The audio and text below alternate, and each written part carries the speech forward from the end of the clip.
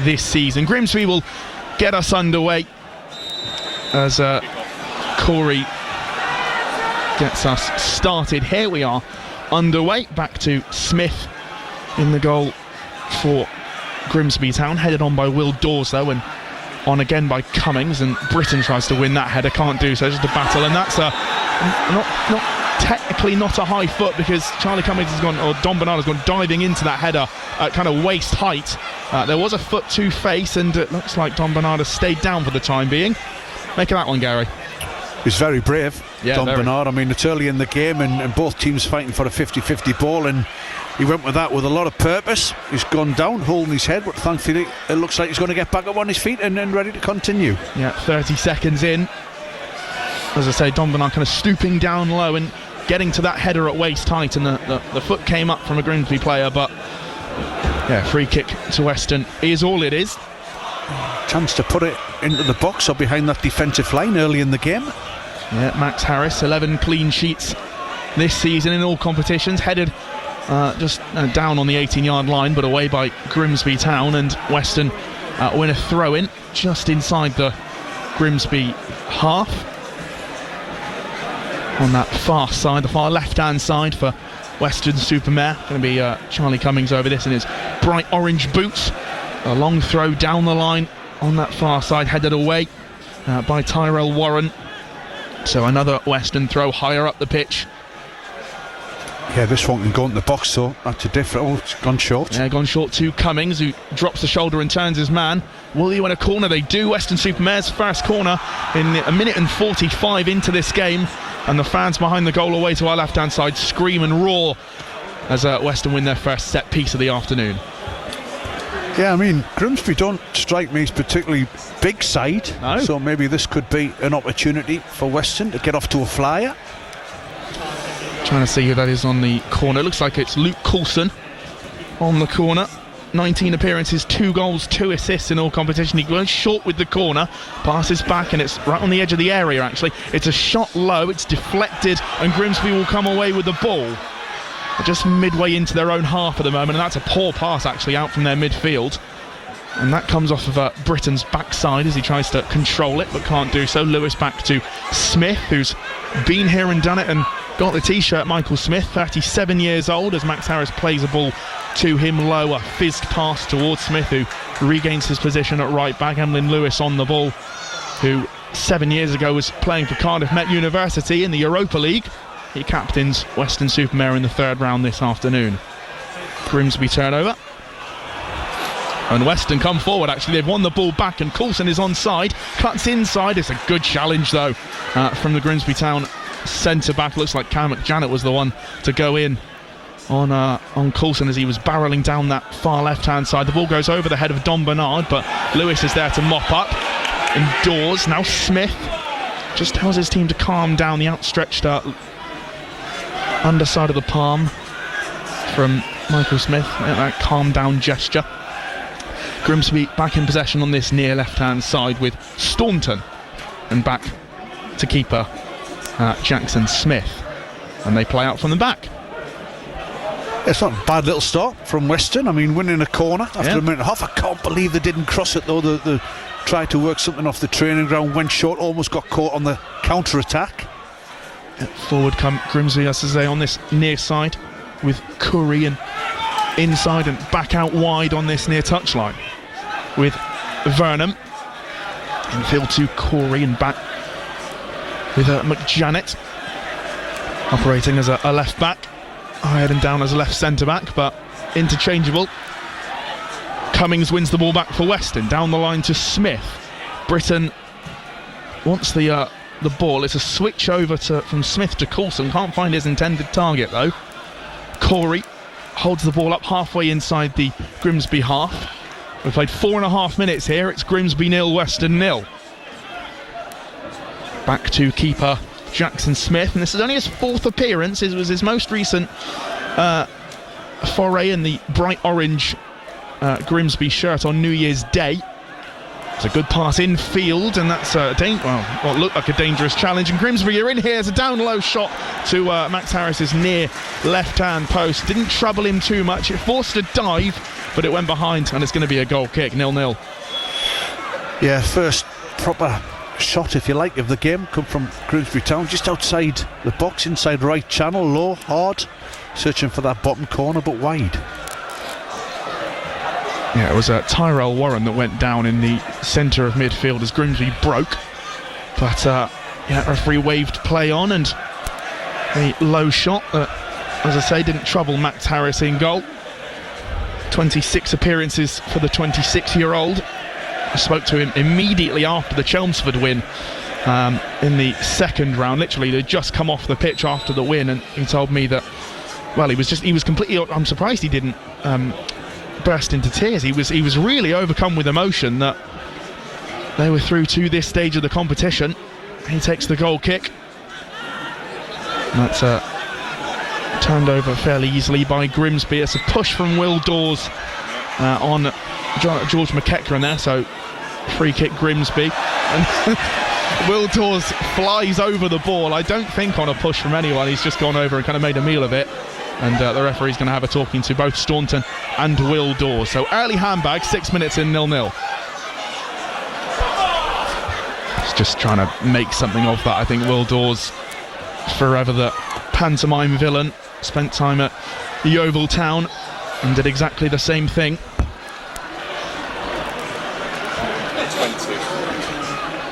So Grimsby play out from this free kick, going short and just running it along their defensive line for the moment. Ball is with Veerham and McJanet once again. Switch ball diagonally over to the far side, but Jason Pope will forever chase, and it's good intricate passing from Grimsby. Warren, and now down the far side with Walker. They're going to try and put a ball in on the edge of the area. It goes to the edge of the area. It's a low shot that's deflected and has forced a save out of Max Harris down low to his left-hand side. Grimsby get their first corner of the afternoon. Yeah, another shot coming in, just almost caught Max Harris by surprise a little bit, and last minute just reached out that left hand, tipped it behind for a corner to Grimsby. Yeah, it was Jamie Walker, or I think it was actually June Sunset Bell that managed to, I think, poke it through the legs on the edge of the area. Corner whipped in, met at the front post. It's an awkward one for Max Harris to catch. He does so just under the bar, and we'll try and restart for Weston fairly quickly. I think if Coulson manages to get these offside, but he doesn't. So Grimsby come out once again. Charlie Cummins dives in and gets that all wrong. That'll be a yellow card, I think. Straight into the book for one. Charlie Cummins just poked it ahead of the player there, and it was very late on that challenge. Yellow card to Charlie Cummins. Yeah, it was very late. Committed challenge and concedes a free kick. Still in Grimsby's half, so Weston still set and organised in their shape behind the ball. Yeah, 8 minutes in, far-sided, and as Gary said, just inside of the Grimsby Town half. They do pass the halfway line now, though. Still meandering the ball on the far side as we look at it, just dead in line with us, just shy of the halfway line. Into Weston's half now, far side. Good ball down the line towards Jamie Walker, and that's poked out, and I think it's going to be another corner. It is. Second corner of the evening for Grimsby Town. 8.5 minutes played. It remains goalless.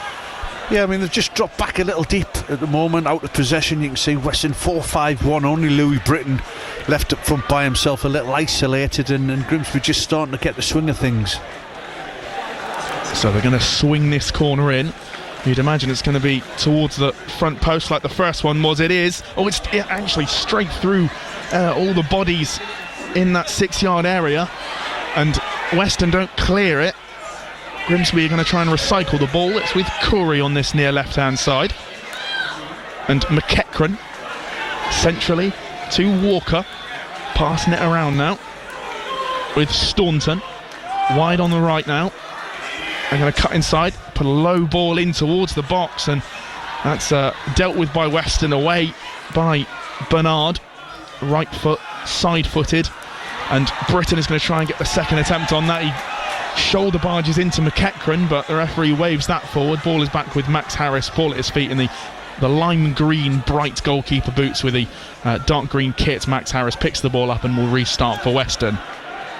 Almost 10 minutes played. Grimsby Town 0, Weston-Super-Mare 0.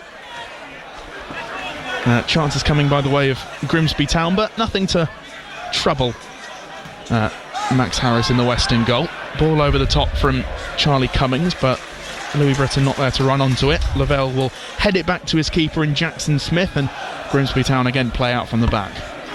Lavelle moves forward, right centre back, ball over the top, chested down by Avery. Over 200 appearances for the number 6. He's back in the side. He's the one change this afternoon. And forward comes Charlie Cummings. Weston are in the box here. It's chipped towards Britton. It's a really good defensive header from Grimsby, because Louis Britton was there prowling the 6-yard area.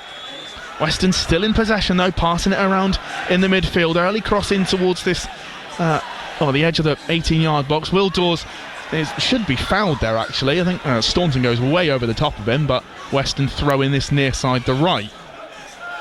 Yeah, that was probably Weston's best move of the game so far, and it all started with a great pass out defence by Sam Avery to release Luke Coulson. Yeah, really good work along that left-hand side with the likes of Avery and Coulson, as well as Charlie Cummings operating as a left centre midfielder. It's going to be a long throw from Charlie Cummings towards the front post, headed on by Will Dawes. There's a push in the area though, and it will be a Grimsby Town free kick. David Artell in front of us is demonstrating how much of a foul throw it was, but it's something that's often missed, I think, by officials, and it is something very basic that they should get right. Yeah, David Artell, as Gary mentioned, just having words with the fourth official. It's a real bugbear of yours, Gary, is foul throws, isn't it? It is. I just think you see so many of them now. It's something that, it shouldn't really happen. It's one of the basic laws of the game. The voice of Gary Hours, the former Bristol City midfielder and former Weston player and manager. As the ball goes out for a throw-in on this near-hand side. It's given to Grimsby, although Weston players complain. It did come off of Will Dawes, has to be said. Staunton throws the ball back in, chested and turned away by McJanet, number 17 on his back for Grimsby Town. 32 appearances for the 27-year-old, 2 goals.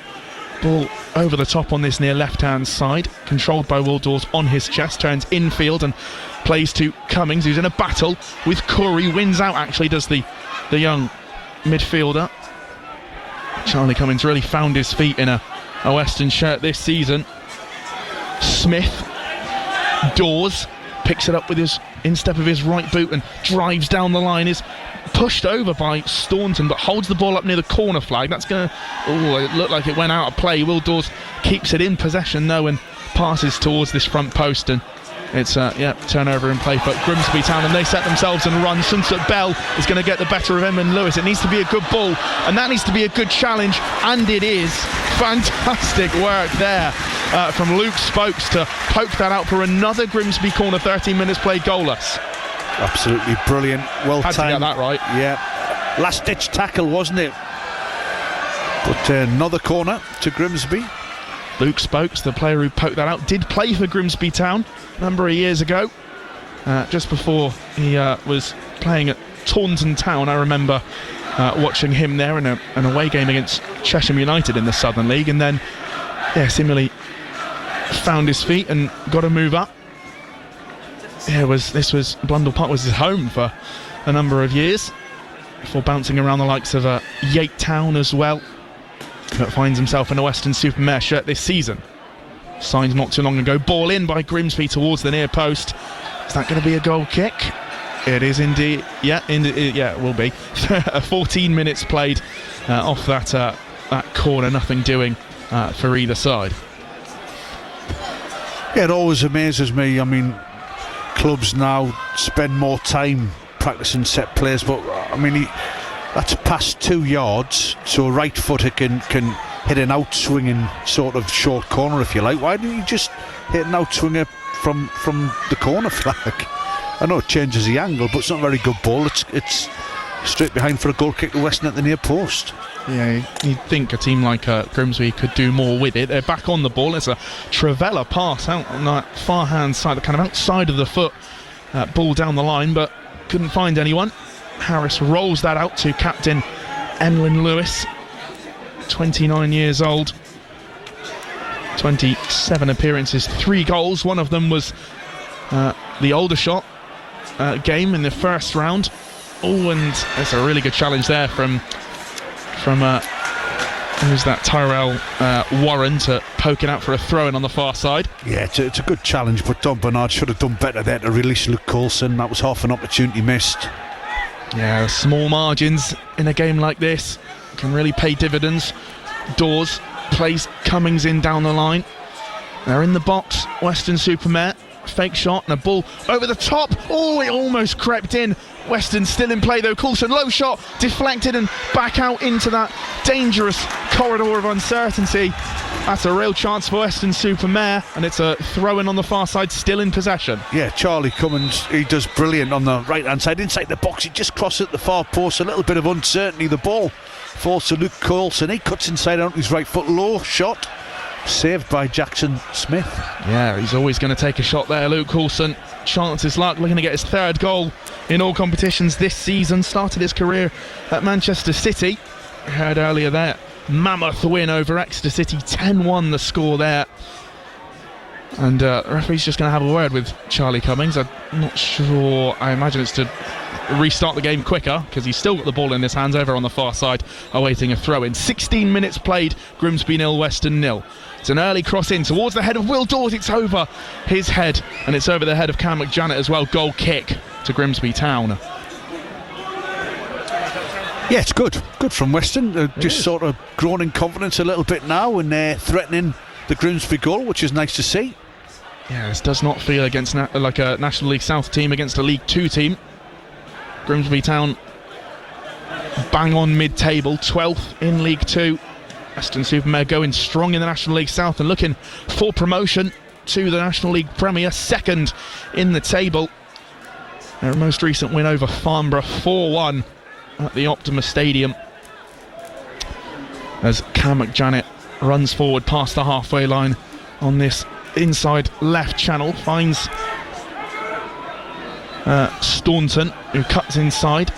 This is Vernon, wants to shoot, the crowd won it, and it's high wide and not very handsome over into those Western fans behind the goal, away to our left-hand side.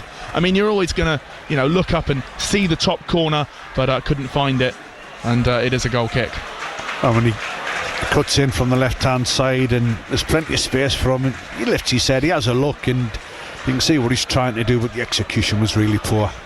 Yeah, we were right behind that one, and that was never looking like it was going in. Charles Vernon, as Gary mentioned, cutting in on this near left-hand side. If you're just joining us, approaching 18 minutes on BBC Radio Bristol and BBC Radio Somerset. 0-0 at Blundell Park. The ball is won back by Will Dawes in the centre of midfield, and back to Lewis, who finds Avery. Pope runs forward and can only find the chest of George McEachran, so throw in just about on the halfway line, just inside the Grimsby half. Dead in line with us here. Thrown in, Spokes back to Pope and infield to Cummings. We've seen a lot of in this game so far in the opening 18 minutes or so. Lewis spreads the play to Dawes, drops the shoulder and tries to poke it through the legs, manages it, but good battle from Will Dawes, and he gets dragged to the floor, and the game is carried on, it seems. No foul, says the referee. Throw into Grimsby on this near side. Is that a good battle or is that a foul, Gary Howers? Well, judging by the reaction of Scott Rogers, I think we'll say that it was a foul. But tell you what, I've been impressed with Charlie Cummins. Almost 20 minutes in, big 6 foot, over 6 foot. Yeah. Got on the ball, caused a few problems, like his style. Yeah, 20 years old as well. The central midfielder, 15 appearances on loan from Exeter City. As Grimsby are back in possession with McEachran, and Cam McJanet spreads it across the centre circle to Sam Lavelle, far right hand side now, and there's a spin in behind, but Grimsby player went down, seemingly off the shoulder of Luke Spokes, but the referee was having none of that, and the ball is back with Max Harris in his goalkeeping gloves. 0-0. Ball cannoned forward by Harris and knocked down by Britton, and again they're deflected off the underside of the foot of Coulson. It runs towards the touchline, but still in play, battling in the midfield. Spokes wins it for Weston. Back now with Avery. 1 goal this season, his 18th appearance. He's been at the club since 2020. He's had over 200 appearances. Ball almost falls to Britton. There's a real pressure on from Weston here. Just pushing Grimsby back towards the 18-yard line, and they're forced to go back to their keeper in that all-orange goalkeeper kit. And Grimsby again down the line on this near side. It's over the head of, well, both Michael Smith and Charles Viernham, so throw in on this near side to Weston-Super-Mare. Yeah, there's no real kind of gap in quality from either side at the moment. No tidy kind of, poking their noses in front. Throw going to be taken by Emlyn Lewis. Ball over his head, he runs forward a few paces and chucks it back into play. Cushioned by Michael Smith. He's pressured by Sunset Bell and Grimsby win out the numbers game. Viernham towards the byline. Oh, and Lewis does really well to shepherd that out. Goal kick for Weston-Super-Mare. Great work from the captain. Yeah, excellent defending. I mean, he knows exactly what he's doing. He just gets his body between the player and the ball, and it just runs out to play for a goal kick to Weston. Excellent defending. The Grimsby Town fans around us in this main stand want their teams to push forward. 21.5 minutes played, and the League Two side have not yet got the better of the side in the National League South. Max Harris awaiting the goal kick. Both arms of his aloft. It's going to be a right-footed goal kick from the 26-year-old. And I think that was Corey or Walker that had jumped up for the header and is down in some discomfort. I'm not sure he landed awkwardly. Yeah, I just think he felt his back immediately. So maybe just a little twinge. Yeah, the impact of the hard ground this evening, coupled with the cold snap that we've had. Saw snow on the way up along the M5 and the M6. Proper snow as well, not even just hail or sleet. Not used to that in Bristol and Somerset, that's to be said. So it'll be a throw in on the far side, the left for Weston.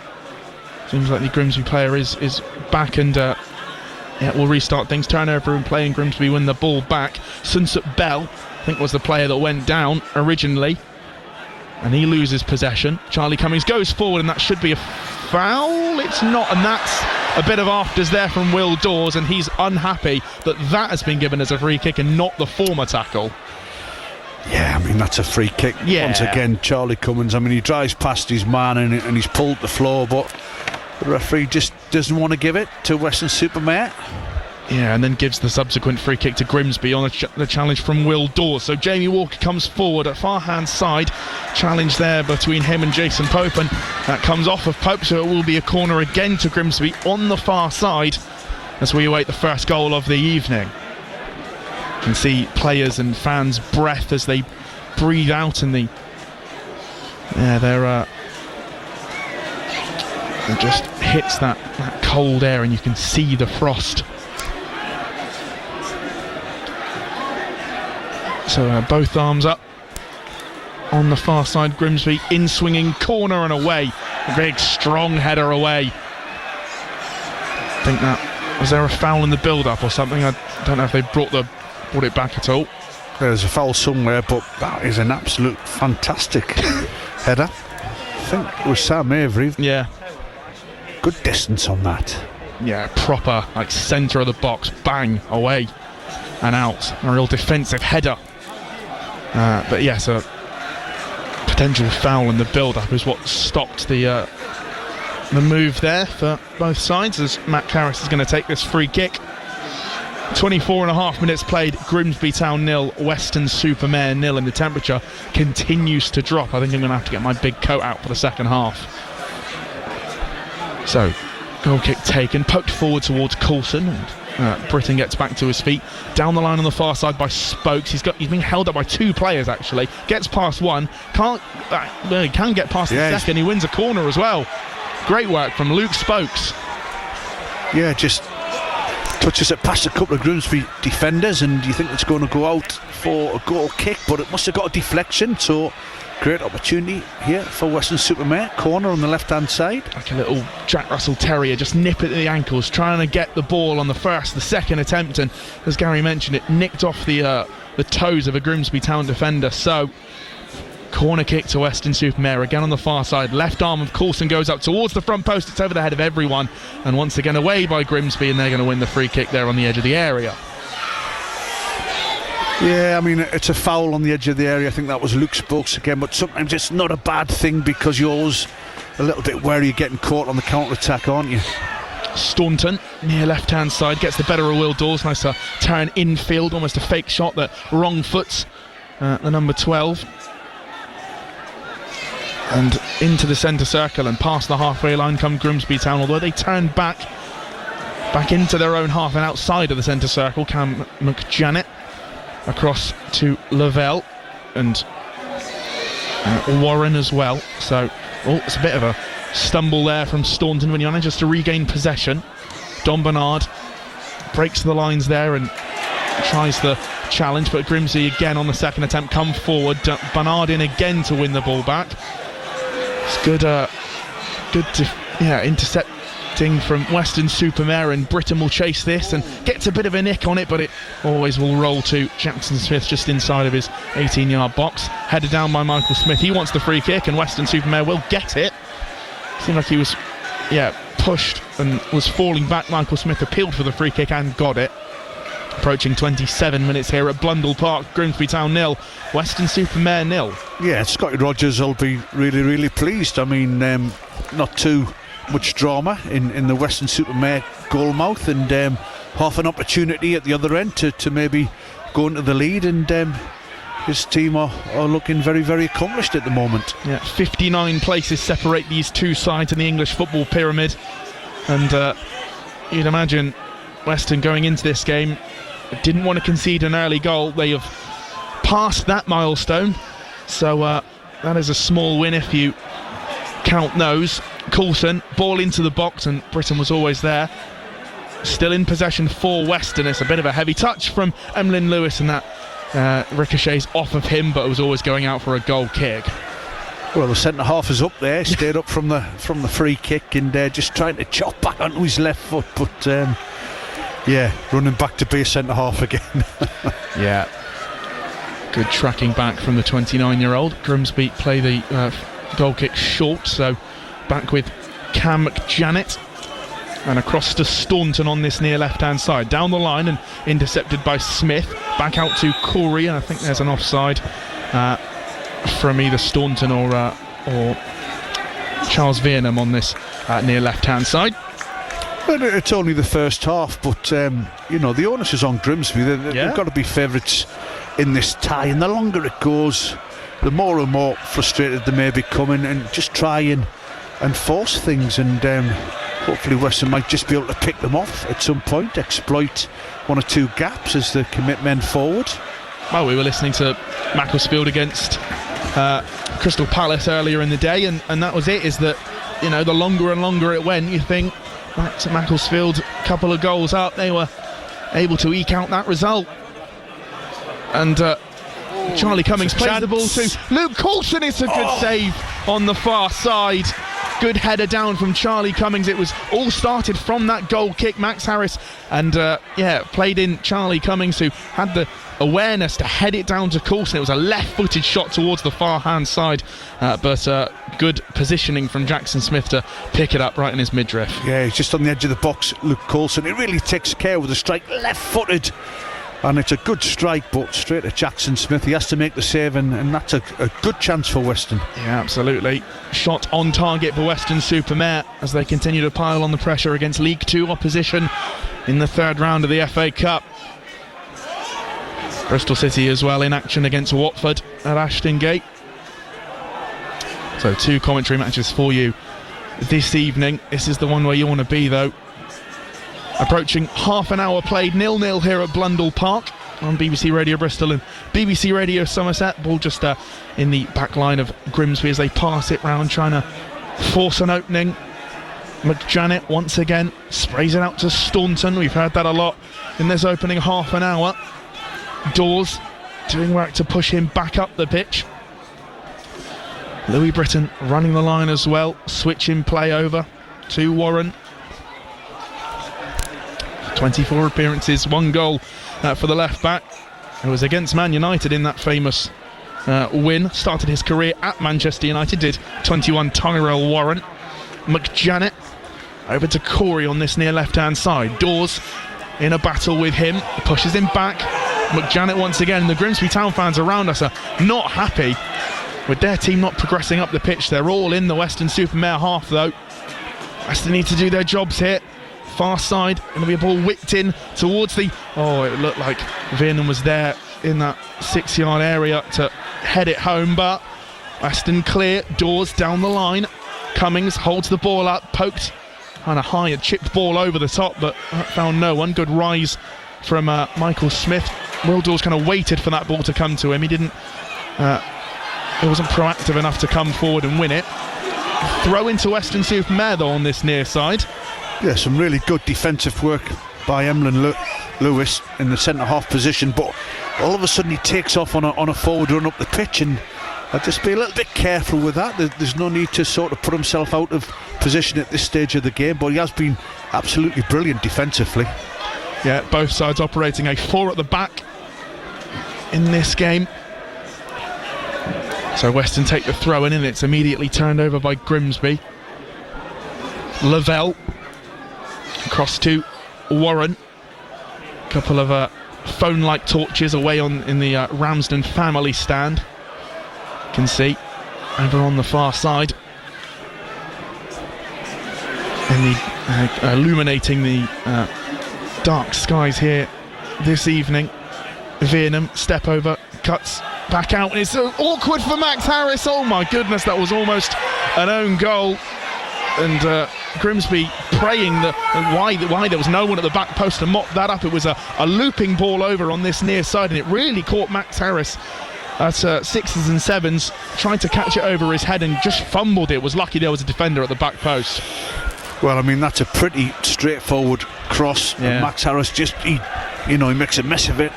He drops it, and thankfully Sam Avery has taken up a really intelligent position, and he's there just to clear the ball off the line, basically. Yeah, really intelligent from Sam Avery. As mentioned earlier, he is the one change in Scott Rogers' side from the win over Farnborough last weekend. Dan Ellison was the man hooked, and Sam Avery in his place. Weston tries to find the 1-2, and Spokes was already down on the floor when Britton had played the ball back to him.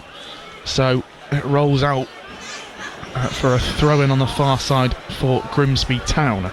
33 minutes played, Grimsby Town 0, Weston-Super-Mare 0, and this is good for Weston-Super-Mare. As you say, Gary, if they drag this game into deeper waters and the game is still goalless, they've got a chance. Yeah, and they've had a couple of half opportunities at the other end to take the lead, so this is a brilliant effort so far, and like I say, past the half-hour mark, so well done. The mist and fog being illuminated by the floodlights away to our right-hand side. Be that the fog and mist from the breath of supporters on that far side, because as I say, the temperature just keeps dropping. Grimsby Town with McJanet over the ball now. McEachran past the halfway line, back into the Grimsby Town half, only temporarily though. All outfield Grimsby players are into the western half, just shy of halfway in that half as well. McJanet, heard a lot of his name this evening. Staunton does really well to sidestep Will Dawes, and it's at the front post and forces Max Harris to make a save. Vernon tries to put the ball in, it's going to go out, and it will be a corner to Grimsby Town on this near side. That was really nice work there from Vernon to sidestep and drop the shoulder, get away from Will Dawes. Yeah, who's it? Staunton, was it? And he really whipped that cross in, and once again Max Harris just maybe could have dealt with that cross with a little bit more conviction, but survived. That is the word for it. The left arm of a Grimsby player goes up, ball towards the front post, and Max Harris will jump and try and punch it. He falls to his back, was commanding with that punch but missed it. Ball back in by Grimsby, headed on and headed over. Goal kick to Weston-Super-Mare, and they get out of trouble there. Yeah, I mean, the corner coming initially, Emlyn Lewis once again, I mean, he's dominated that 6-yard box, great header, but second phase, the ball's eventually gone out for a goal kick to Weston, but just one or two little nervy moments inside that Weston-Super-Mare 6-yard box. Yeah, they do need the luck, as all teams from lower divisions need in the FA Cup, especially at this round. Just a moment of magic, a moment of luck, something to edge them forward in this game. 35 and a half gone. It's 0-0 here at Blundell Park. It's forward by Avery, and it's just in the midfield with Weston-Super-Mare. Spokes back out wide to Coulson, and Dawes is actually on the left hand side as well. Just shepherded the ball back as the Grimsby defence, and pressuring always is Weston-Super-Mare, but Grimsby managed to get the ball out of their defensive area. They tried to attack from it with Jude Sunset Bell, but he can't get the right side of his defender. The ball is back with Max Harris just outside of his penalty area. Long ball over the top towards Britton. He won't win that. Tom Bernard will win this header though, and that goes over the head of Will Dawes on this near side, the left, with Grimsby Town. Staunton and Lavelle. Two Sams operating at number 6, one Avery and one Lavelle, both on either team. McJanet once again, and finds McEachran, who strikes a big resemblance to his brother Josh. Similar stature as well, similar position on the football pitch. McEachran back on the ball, infield to Corey and back out wide to Vernon. Staunton and Corey. McJanet into the western half. He's got a lot of room to move, does McJanet.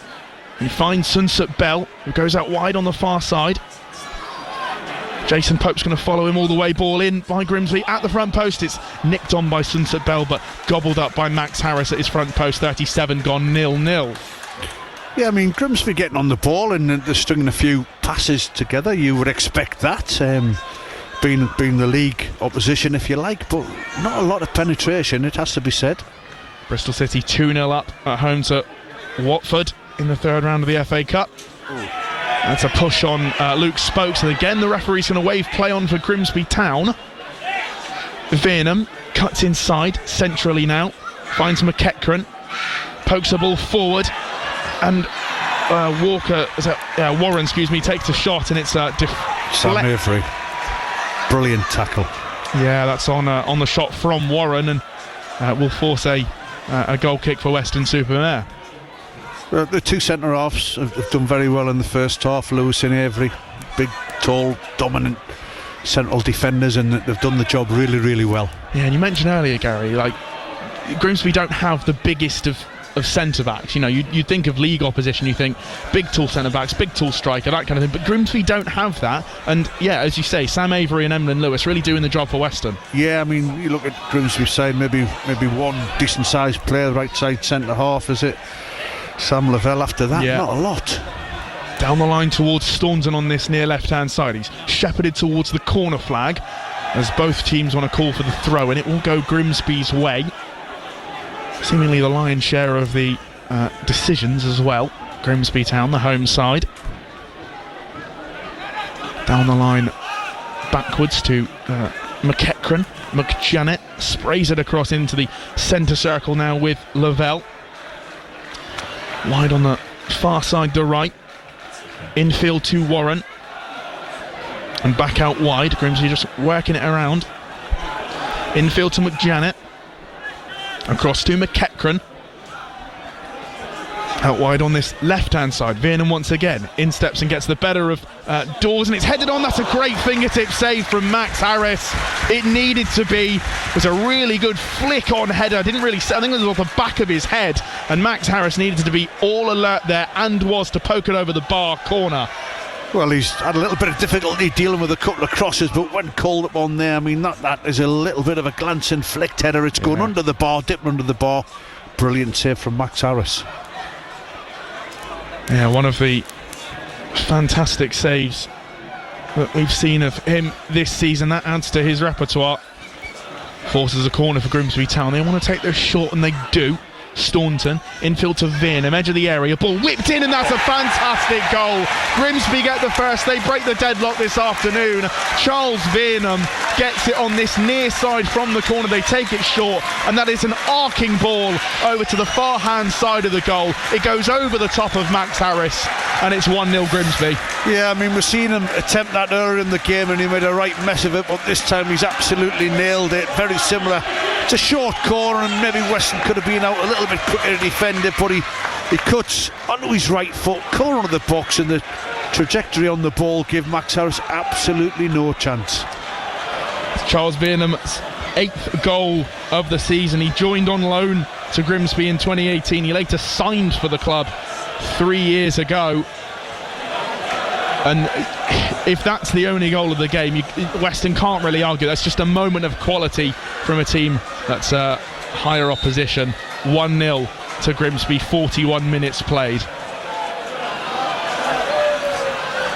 Headed on by Warren as the game's restarted. Don Bernard tries to win the header. Britton tries to control it though and can't do so. Grimsby come forward once again. A good battle there between Will Dawes and Corey. And forward again come Grimsby on this near side. The goal scorer Veerman on this near left-hand side again. Wants to get the better. Low ball in, saved by Harris. And no one can poke it towards goal. And Charlie Cummings comes out with the ball for Weston-Super-Mare. Grimsby just looking to pile the pressure on. And Coulson controls it with a back heel. And finds Luke Spokes and just calms things down for the time being. Yeah, I mean, you can take a set back. Here comes Grimsby here we again. go, good challenge, shot from Somerset Bell. It falls almost to Veerman, and Michael Smith clears it away for the away team. Charlie Cummings can't keep the ball down and control it and win it for his side. And the Grimsby Town fans around us are geeing their team forward, maybe to get a second. Corey, Warren, down the line. That's not a foul actually. The referee's going to wave play on, and Grimsby win the ball back, seemingly admiring their handiwork. Low ball into the area. Somerset Bell, fake shot, takes a shot, deflected off of Emlyn Lewis, and he charges down the ball to win it off of Warren and keep it in play. It's a throw-in on the far side to Grimsby Town. And right at the end of this first half, Grimsby looking to continue to add to their advantage. Yeah, I mean, they've got the noses in front, and Weston have just got to dig in now until half-time and make sure they don't concede again. 42, almost 43 minutes here. Grimsby 1, Weston-Super-Mare 0. Goal from Charles Veerman on 41 minutes. Separates the side, a real moment of quality. Kind of a finesse shot over to the far side. Looped over Max Harris, who was at full stretch. Veerman infield now to Walker. Runs the length of the penalty area on this near side. Tries to put the ball in. Back now with Veerman. And again with Walker.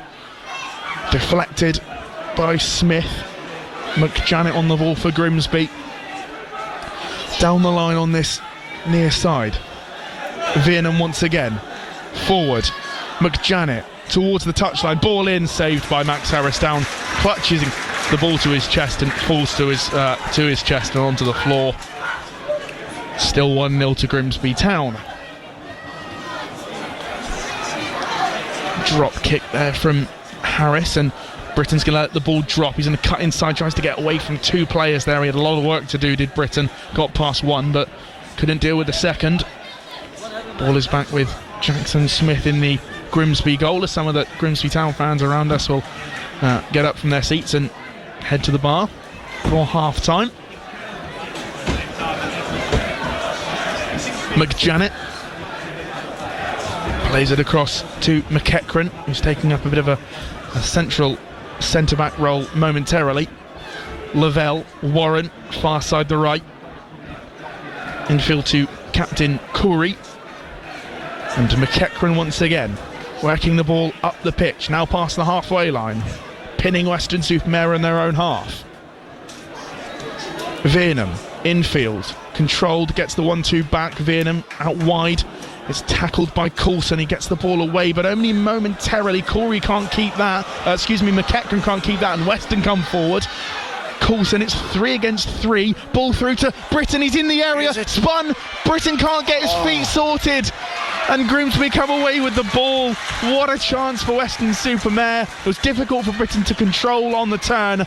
And it's a throw-in on this near side. I didn't quite see how many minutes had gone up there. One additional minute here at Blundell Park.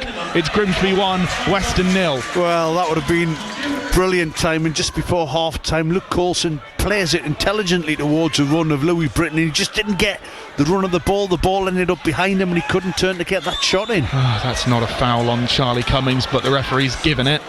Just a bit of a battle there between him and George McEachran. Yeah, as you say, Gary, what a chance from Louis Britton. Of course it was him that found himself maybe 10 yards out, but just couldn't get the spin of the ball. Was falling over as well as he tried to control it on the turn. It's such a difficult thing to do. I imagine probably the only player that can do it in today's game is Erling Haaland.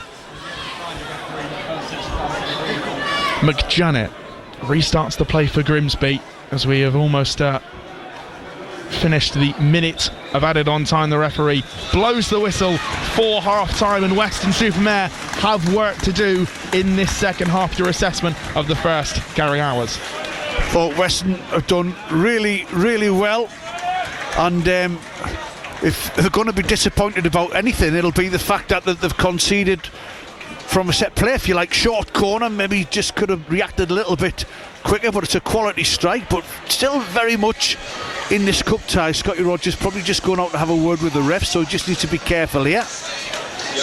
Yeah, he's got his arms outstretched and is having a word with the referee and the assistants. So he's unhappy with some of the decisions that have been made in the first 45. The referee tells Scott Rogers to head down the dressing room for this half-time break. A moment of class from Charles Veerham on 41 minutes separates the two sides. As I say, Weston-Super-Mare with a bit of work to do in the second half. Still all to play for though here at Blundell Park. Half-time is currently Grimsby Town 1, Weston-Super-Mare 0.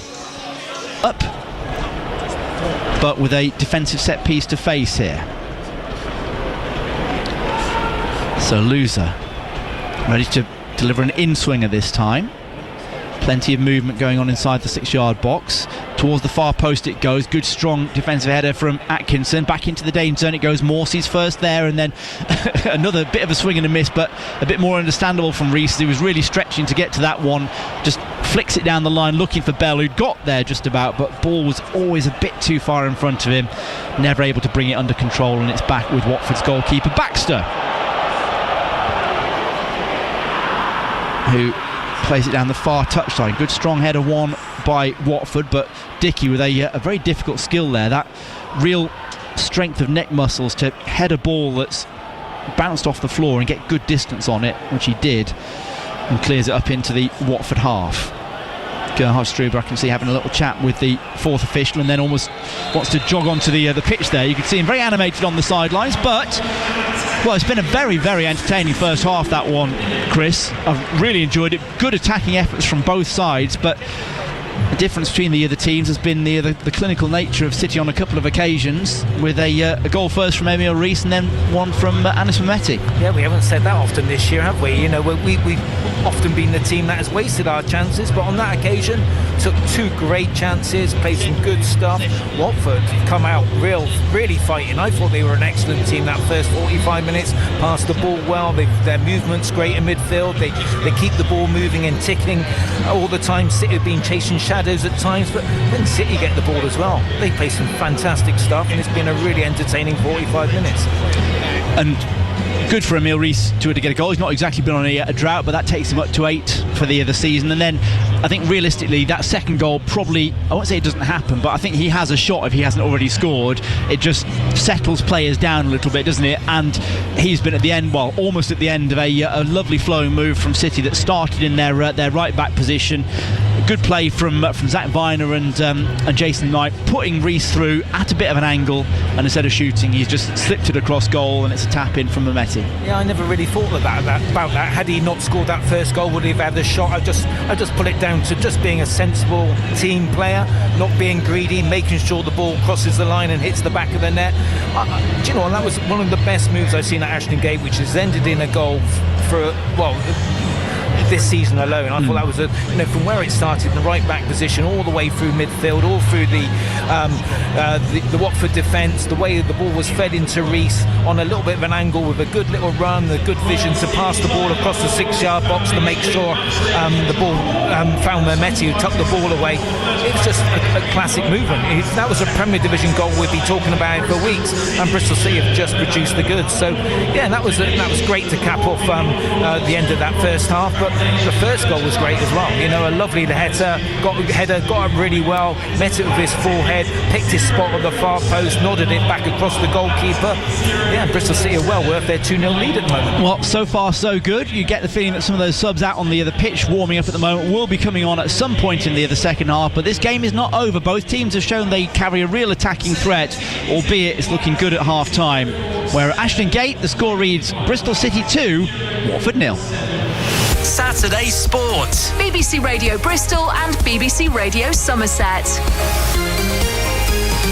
It's Saturday Sport. It's 25 minutes to 7. We'll chat to Gary Hours and Chris Honor shortly. It's Grimsby Town 1, Weston-Super-Mare 0, Bristol City 2, Watford 0 at half-time. Two other games kicked off at 5:45. There's just been a second goal at Tottenham against Aston Villa. Vicky Sparks. Aston Villa will come forward once again. Here's Donyell Marlin, right-hand side. He's popping up now. Almost finds Bontia. It's Morgan Rogers. It's 2-0 to Aston Villa. And Tottenham was shredded there by some insightful, incisive Aston Villa passing around the penalty area. And Thomas Frank stands motionless as the pressure increases on the beleaguered Spurs boss. Tottenham 0, Aston Villa 2. Yeah, the half-time whistle has just gone. Also at Cambridge, it's Cambridge 0, Birmingham City 2. At Grimsby, there's been one goal. It was a quality strike that separates the two sides. Forces a corner for Grimsby Town. They want to take this shot, and they do. Staunton, infield to Veerham, edge of the area, ball whipped in, and that's a fantastic goal. Grimsby get the first, they break the deadlock this afternoon. Charles Veerham gets it on this near side from the corner, they take it short, and that is an arcing ball over to the far hand side of the goal. It goes over the top of Max Harris, and it's 1-0 Grimsby. How will that Western dressing room be at half-time, Gary?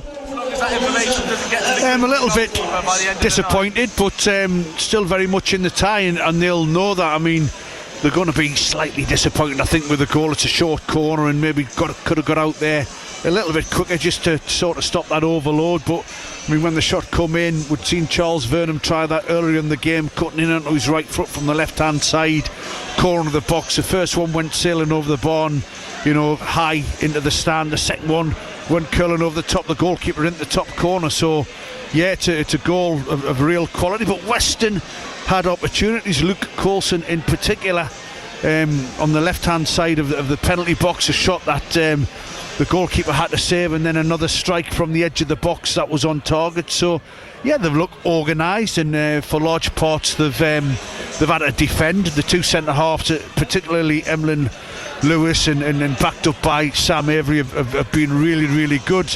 Charlie Cummins had a really bright start of the game, and Luke Coulson has been a threat when they can get him on the ball on the left hand side. So still plenty to look forward to, I would imagine, from Weston-Super-Mare, who are going to be kicking towards their fans in the second half, so hopefully they can give them something to cheer about.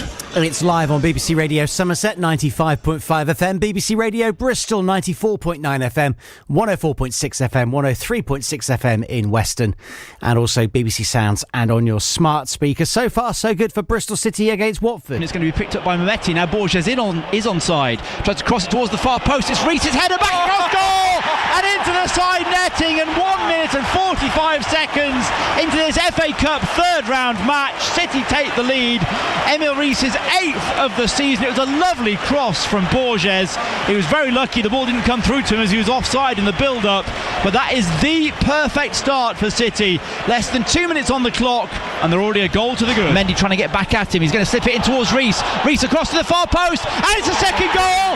It's a tap-in from Anis Mehmeti, and what a lovely team goal from right back to left wing. Mehmeti couldn't miss. Reese put it on a plate for him, and that is liquid football from City. 10 minutes to go to the break. It's now City 2, Watford 0. It's been an end-to-end game, Chris Honor, so I think the game's not quite wrapped up just yet. No, I don't think you should underestimate this Watford team. They played some really clever football in midfield. They moved the ball well. They've got some clever touches. And they're not to be underestimated, but for me, City have been clinical, and as we just said, that we haven't been able to say that many times this season. But the two chances they've had, one was a lovely flighted cross to the far post, which Reese put away nicely with a real sort of nonchalant header back into the side netting across the goalkeeper, and the lovely team move that Ed so fantastically described with liquid football. He hit the nail on the head for me. I honestly, I haven't seen a better goal with so many players doing exactly the right things, with the right way to pass, with the right movement, with the right timing at Ashton Gate all season. So yeah, a pleasure to see that one.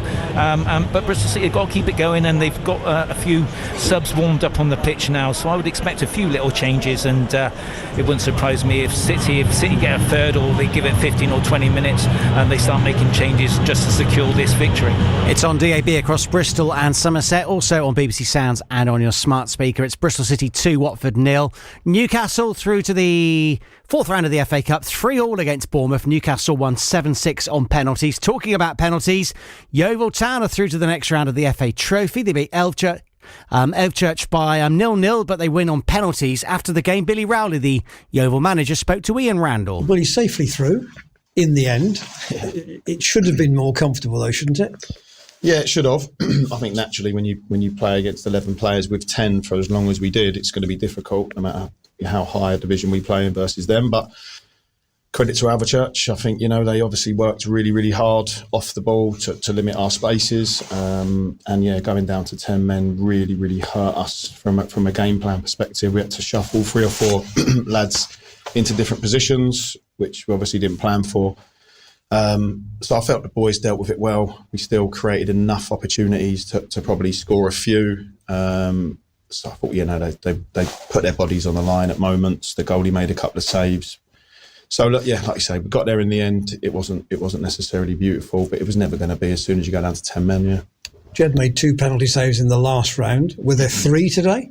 Did he touch the first one? I think he did. He'll definitely be claiming he did. But brilliant, Jed. I can't speak highly enough about him.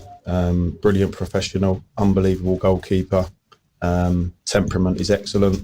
He's great in the changing room, and really pleased for him. Really pleased for him today. What kind of view did you have of the second yellow card? I had a good view of it. I thought it was soft, but that's the game these days. I don't blame Brett for that. He got given a ball which was really difficult to deal with, and in those split-second moments, you don't think, I'm on a yellow here, I'm going to dip out of this. So he was committed to it and tried to pull out at the last second, and the refs obviously giving him the second yellow. So look, if we were standing here and we'd lost the game, I'd probably be a little bit more annoyed at that decision. But I thought the lads, rallied together and dealt with the 10 men well. We saw today why Luke has got 8 goals through this season. That early header, which on another day he scores easily. There was a 1-on-1 at the end of the first half, which he put just wide. By half-time, even though you played without McGavin for 20 minutes, you could have been 2 or 3 up quite easily. Yeah, the plan was to try and, look for moments where we could play in behind them and play off Jarvis, because he's such a great target man, and it worked well. And Luke's timing of runs and anticipation is incredible for the level. And I'm sure those boys playing against him today would have, seen the split-second timing. It's really hard to deal with. All you need to do is get one of those runs right, and he gets multiple in a game. And knowing Luke, he'll be very disappointed with not scoring some of those chances today. On another day, he probably gets 2 or 3, and we're standing here with a different story. Young Mafiko put in a tidy debut too, didn't he? Brilliant. I thought he was probably the best player on the pitch, in my opinion. And I've asked him to play 3 or 4 different positions throughout the 90 minutes. And I had a chat with Dak in the week on a Zoom call, and he was asking some really mature, intelligent questions. And then I saw him in training for the first time. He only trained with the lads yesterday for an hour. And I knew after speaking with him and seeing him, he was going to be a brilliant player. And he's probably, sort of gone above my expectations, really, with how good he is. Brilliant on the turn, can accept the ball in tight spaces. Naturally, left footers seem to look beautiful in the eye, which he does. So I thought his debut was brilliant, and it was great for him to get a penalty as well. Yeah. So draw on Monday. Somebody at home would be good, obviously, but you've got to turn your mind back to the league now. You've got 6 loans at the moment. You've only played 5. Yep. What's the position with the 2 that are up? Have you made a call on those 2 yet? Olivori and Plant? Yeah, they headed back to their parent clubs yesterday. We just looked at some depth and some positions we need, and I have to say we did this privately in front of the lads, but I can't speak highly enough about both of those lads. Brilliant professionals, they train really well. So obviously wish them the best, but they've gone back to their parent clubs as of yesterday. Yeah. So that leaves you quite thin on numbers at the moment. We spoke before the game about recruitment as a whole. Would you like to think that by next weekend you'll have somebody else in? Yeah, we've got a few things in the pipeline at the moment. I think all the fans will be seeing that in the next couple of days. A few things coming in.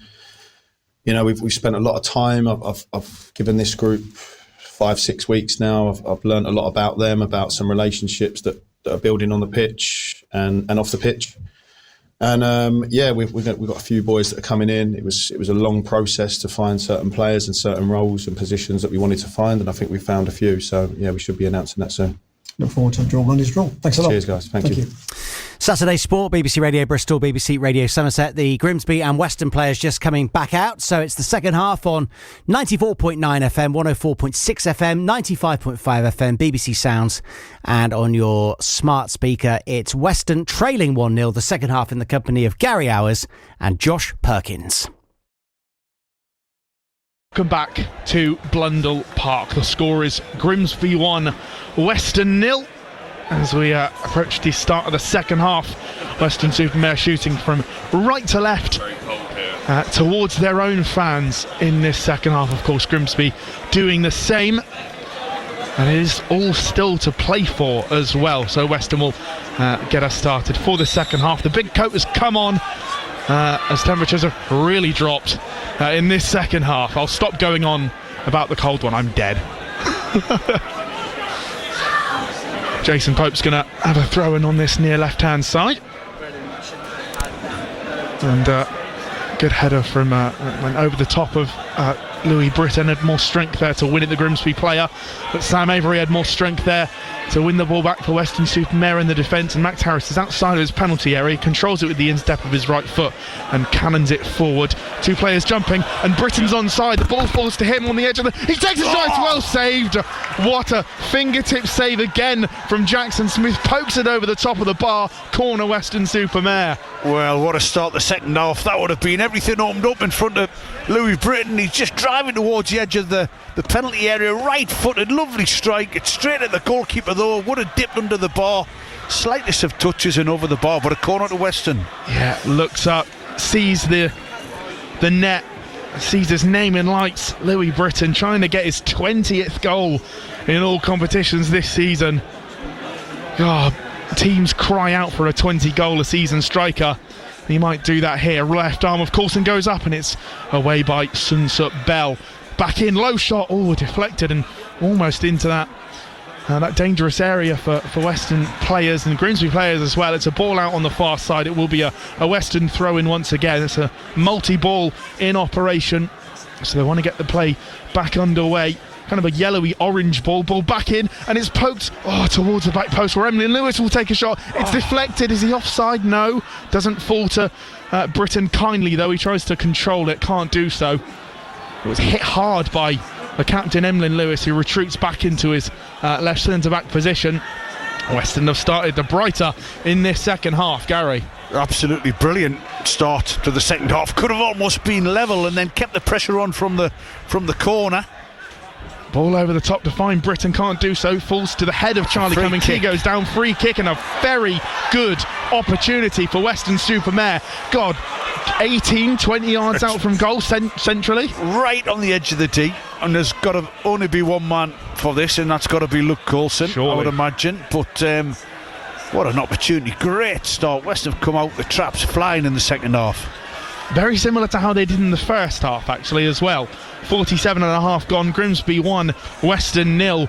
But as we've waxed lyrical about, Weston have absolutely flown out of the gates. So Coulson, Spokes, Emlyn Lewis all in conversation with each other as to who will take this free kick. It actually looks a bit further back from where the foul originally took place. I don't know if he's moved the ball back there on purpose. He clearly maybe fancies this. Yeah, there's a bit of distance. It allows a bit of dip on the ball as well from the free kick. It will be Coulson. He's the only man over this. It's going to be a right-footed curling effort towards the top right-hand corner of Jackson Smith's goal. The referee just awaiting his whistle. The line is drawn. The battle lines, if you will. A four-man wall for Grimsby Town. What a way this would be to get Weston-Super-Mare back into the game. 48 and a half minutes on the clock. Everyone awaiting the referee's whistle. Coulson, right foot, looking to get his fourth of the season. It's over the wall, it's deflected! And it's a goal! Weston are back in it! Coulson! It was a deflected free kick that cannoned off the shoulder and went into the left-hand side of the goal. Jackson Smith couldn't get a hand to it. 48 minutes played. Weston are back in this. Grimsby 1, Weston 1. Well, it's worth coming just to see the scenes. Weston-Super-Mare fans behind the goal in absolute raptures. Free kick. It's on target. It takes a big deflection off the wall. It's looping over the goalkeeper right in the top corner. I'm not sure whether somebody bundled that home or not, but Weston come out in the second half absolutely flying, deserve to be back level in this game. There was something left. There's something else in this game. That was the bit of luck that Weston needed. We talked about it in the first half. The deflection is what caused it, and Weston-Super-Mare of the National League South are very much in this game. 1-1. And we've got 40 minutes to go of this second half. Game is back underway. Well, I mean, they've come out in the second half and literally they've caught Grimsby cold. It's been all in that 18-yard box. The Grimsby Town 18-yard box, and Weston thoroughly deserve that. Just a couple of smiles along the press bench here, full of the Weston club commentators and media team as well. They went into absolute raptures, all filming the goal on their phone. It's fantastic to see all the Weston fans behind the goal as well. As you say, Gary, like, just to be here for the atmosphere, seeing those fans celebrate, the elation when that ball crossed the line. Yeah, I mean, it's a long way to come, and you know, they've watched the team. They're very proud of how the team's performed, I have to say, but you want that moment, do you, that you remember, and let's hope that that's not the last thing that they're going to remember about this game. Absolutely not. There's lots of games to be played. Throwing on the far side at Weston took, but Grimsby are back in possession with Jackson Smith. Ball at his feet, as mentioned, in the very vibrant orange goalkeeper kit, and Tyrell Warren on the ball on this near side, the right back who passes infield and moves forward. The fullback's kind of rotating around, so operating as a three in the back when either fullback pushes forward. It's a nice diagonal ball across, and that will it will go up for a goal kick. There's no being shepherded about it. Darrell Burns tries to run onto it but can't do so. Darrell Burns, a man we've not really mentioned in the first half. He was operating more as a right midfielder in this second half, but goal kick to Weston-Super-Mare. 51 minutes played. 1-1 is the score. Yeah, I mean, it's lifted the pressure on Weston and really put Grimsby under pressure, and Dave Hartel looks in a little bit of a state of shock at the moment, watching his team come out and really be overrun by Weston in the first period of the second half. Grimsby trying to come forward once again. A good foray into the... Oh, and it's a poor pass from Don Bernard. He can't quite kind of with the outside of his foot. It's a shot that's towards the near post, and Weston can only get it out for a corner. It was towards the front post of Max Harris. He forced a good save out of the goalkeeper, but corner ball. Yeah, it's another good save, but it was a poor pass from Dom Bernard in the middle of the pitch. He's playing out of position and passed that back in towards the pressure instead of trying to clear his lines.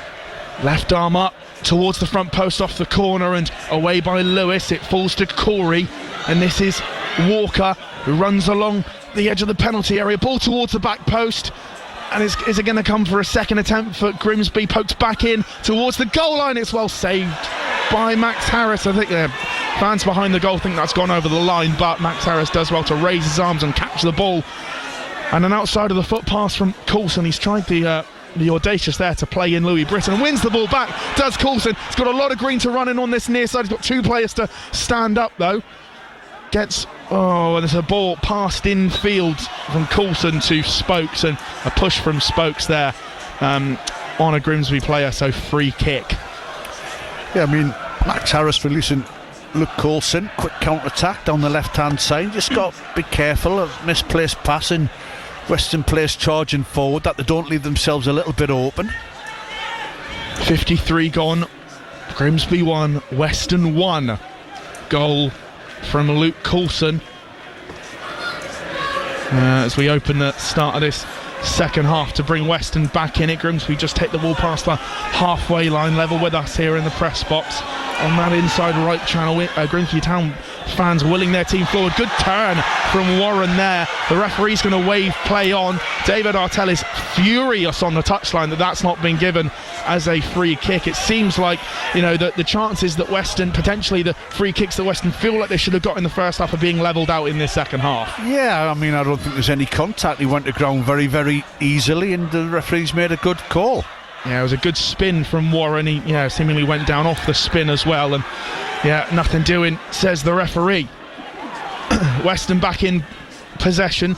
Ball across from Lewis towards Coulson. It's not a good clearance from Warren. Down goes Cummings, but again the referee waves play on. Good challenge, well in there from Dom Bernard. That is a crunching challenge, and Coulson just heads over to Walker to check he's okay, because that was tough.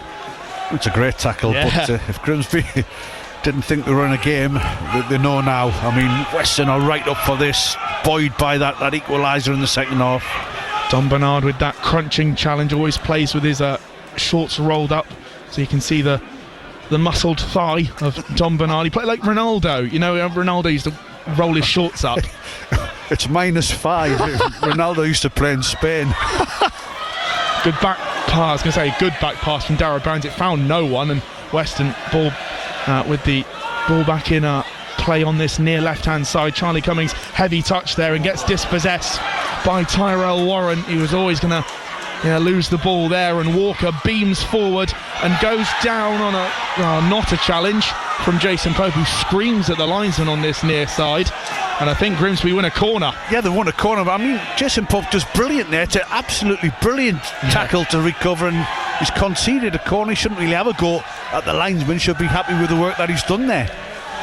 Yeah, maybe he thought that it had come off of Walker as he'd sprinted down this near side. Grimsby, another corner, and this near side. It's going to be a left-footed in-swinger. The right arm goes up. Or do they want to take it short? They're just waiting. Assistant steps in front of the ball, so there's a couple of handbags in the just got to be careful here. There's a big space at the near post. Michael Smith sort of in no man's land. And they're going to put it towards the front post, and Michael Smith will be the one to boot it away. Walker tries to play in a Grimsby player there, and Weston want to come away with it, but Dawes can't get real purchase on the ball. Throw in on the far side, taken quickly by Grimsby as they attack shooting left to right in this second half. 56 minutes played. It remains Grimsby 1, Weston 1. And the ball is back with Sam Lavelle. His 8th appearance this season. Not featured actually since before Christmas. The 20th of December was his last game in a black and white shirt. So he's back in the foray in this game. He's calling for the ball in the centre circle, but isn't used. McJanet runs forward. infield. Nice 1-2 there. Walker back out wide on the far side, the left. Ball infield. Don't think there was an offside flag. There's not, and Weston come away with the ball in their defence. And Coulson has so much room to run on this near left-hand side. Gets past the halfway line. He's got Cummings on the overlap. He will use him.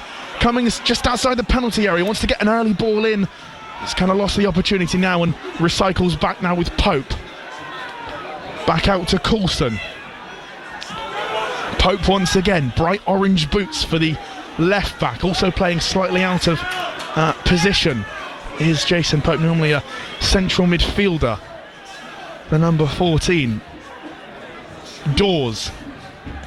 Spokes tries to poke it up high and round the corner, but that goes out for a throw-in to Grimsby Town on the far side. That's another brilliant counter-attack from Weston-Super-Mare, and I tell you what, Emlyn Lewis has been absolutely outstanding defensively, and on that time, that big switcher play to release Luke Coulson. Yeah, a real stalwart of the Western defence, captain Emlyn Lewis. As mentioned in the first half, he was playing for Cardiff Met Uni in 2019 in the opening stages of the Europa League, and yeah, now captaining the Weston-Super-Mare side in the third round of the FA Cup. So it's a great journey, a great piece on the BBC Sport website as well about Emlyn Lewis, if you haven't read that, by our colleagues at BBC Radio Wales. Weston back with the ball in midfield. It's a kind of Ronaldo chop from Luke Spokes that's dispossessed. I don't quite understand what he was doing there, and Darragh Burns runs forward, cuts inside in the inside right channel, tackled, won again by Spokes, and that's a free kick that will go the way of Grimsby Town. Seems like it was just a coming together between the two, but Luke Spokes is the man that, well, loses out in that exchange. Yeah, I mean, it's pretty central, but it's further out than where the Weston-Super-Mare equaliser come from. Luke Spokes just got to be a little bit sharper. He's got his head up. He's trying to look for that pass out the left-hand side for Luke Coulson, but he just got caught in possession and then conceded the foul. As mentioned earlier, Luke Spokes, the only player to play for both teams, actually. It was earlier in his career that he played for Grimsby Town, as it looks like there's going to be a double change for Grimsby Town. And hooked is Jamie Walker, who hasn't had really the best game as the right midfielder for Grimsby Town. And looks like it will be Kieran Green that's being substituted for him. So a defensive change there. Kieran Green usually operating as a centre-back. And Jays Kabia, man who got the only goal in their win against Fleetwood last Saturday, will come onto the pitch. And Jude Sunsut Bell, the man born in Chippenham representing the Thailand national team, his number is up and Kabia comes on. Double change for Grimsby Town. Yeah, Jays Kabia, 31 appearances, 10 goals, spent time at Truro City last season. And Kieran Green, the 28-year-old, 6 goals for him, 26 appearances, spent all of his career playing football in the north for Halifax, York, Blythe Spartans and Gateshead. There's nothing wrong with the north, you know. Nothing wrong with the north, mate. I'm not saying that. 60 minutes gone, an hour played, half an hour to go of regulation time here in Blundell at Blundell Park. 1-1 between Grimsby and Weston-Super-Mare. Goal in the first half, goal in the second half. And that leads us here. So free kick, Grimsby Town, 25-30 yards out, just right of centre. Going to be taken by George McEachran, I imagine a pass, because Darragh Burns has a lot of room out on this near right hand side. It's not much of an angle. I mean, the only thing that looks on is a shot, but it's over 30 yards out. Wow, he's shaping for a shot, it seems. No, he passes short to Darragh Burns on this near side, the right. He's going to use his left foot, peel the ball into the area, and Weston come out with it, although dispossessed again by Grimsby. Staunton out wide on the left hand side, into the box towards the byline, low ball in. I think that was pushed away by, once again, that man Emlyn Lewis. Yeah, he's been absolutely outstanding. He's headed everything. He's got blocks in. He's even popped up in attacking positions as well. Chested down by Curry off the throw-in on the far side, back to Curry, and they tried to pass it forward and play him in, couldn't do so. Weston out with the ball. Oh, that tried to be a really nice deft touch there from Tyrell Warren, but poked it over two Western players, but out for a throw-in on this near side. And we're going to see Ollie Dewsbury in Western colours for the first time this season, on loan from Bristol Rovers. Whose number is up? I think there was just someone down a moment ago getting a little bit of treatment. Let's have a little scan and see which number goes up. It'll be... who will it be? That's a good question. So, Ollie Dewsbury... Will Dawes, is that right? Yeah. Ollie Dewsbury coming on. Will Dawes, his number is up. Seemingly number 23 when he's playing in the league, and he's actually being hurried off by the referee. He looks unhappy when he comes off, but I think that's just because the referee was having a word with him. Will Dawes had a good game, to be fair, as the right midfielder. Ollie Dewsbury, the young 17-year-old, gets his first start in a blue and yellow shirt this evening. Well, what a game to come into, and can he make a name for himself? Yeah, previously at Yate Town, and that's where I last saw him. He was even younger then and proved a tricky winger when he came on as a substitute. And Weston with a throw in a little bit higher up the pitch this time, halfway inside the Grimsby half. Jason Pope takes the throw, finds Spokes and back to Pope, gets it on the 1-2 down the line, and will run that out for a throw into Grimsby Town, who's just pressured enough to take it out of bounds. And across to McJanet, and this is Curry back now with McJanet. Warren's making a run on the inside right, but McJanet won't use him. He will this time. Good stop and turn. It's a heavy pass from Warren, and he screams into the sky and has his head in his hands, as well as the manager David Artell. Poor pass. Yeah, it certainly was, and you can hear now and feel the frustration from the Grimsby Town supporters, and even see it in front of us with Dave Artell, the manager. Yeah, they're growing restless. Grimsby Town, maybe that's what it takes for Weston-Super-Mare to nick something, and they'll smash and grab. But it's not even like Weston-Super-Mare have been poor. They, both sides have been up to it, and it's been a good game. Yeah, I mean, they put a right shift in. Weston-Super-Mare, they can be proud of the performance up to now, but I think they can go on and win this game. It really is there for the taking. Mentioned pre-match that this game could go either way, and it's proving that this evening. 64 gone, 1-1 is the score. On this near side, right on the byline, that's off of Jason Pope, so it will be a throw-in for Grimsby high up the pitch. In kind of long throw territory, just in line with the edge of the 18-yard box. Thrown in by Warren. It's a bit of a decoy run there from Green. Pokes it infield. Nice work from him. And he lays off Burns. Will he get a second attempt? No. Cavia tries to poke it towards goal. It goes wide and it's a goal kick. David Artell screaming at his players that they needed to do more with that. Yeah, well, there's a block there somewhere, and couldn't quite see, because there's a big pull that basically blocks out all of the Weston-Super-Mare goals. So good defensive work once again, though. Yeah, Grimsby have this is the 6th time they've faced non-league opposition, all 6 of which they have won. Can Weston-Super-Mare be the team to buck that trend in the game this evening? They're making good work of it. 25 minutes to go. Grimsby 1, Weston 1. Goal on 41 minutes from Charles Vernon, and what a strike it was. And then a goal on 47 minutes when Weston-Super-Mare came out of the blocks in the second half, and a deflected free kick, and Coulson will claim it, levelled the score here. Well, I think he's been given the credit for it. Yeah. Just checked. As he should. A while ago, yeah. Yeah, it was on target, so credited with the goal, Luke Coulson, his 4th goal of the season in all competitions. That ball is high and chipped over the top for Grimsby to chase, and Dewsbury gets tackled off the ball there. Needs to be a little bit stronger in that, and the goal scorer for Grimsby, Vernon, ventures forward on the far left-hand side. Infield to McEachran. Drops the shoulder and plays back as the Grimsby Town fans around us grow tireless of the passes back and across. They're just working it forward, near right-hand side now with Burns. Takes it to the byline, low ball in. Can it find a black and white shirt? Green wants to shoot, won't do so this time. Staunton, edge of the area on the far side. Ball in. That's a great ball as well, and Warren, oh, he really should do better with that. It's a diving header at the back post, and he needs to get that on target. It's headed over the bar, and it's a goal kick for Weston-Super-Mare.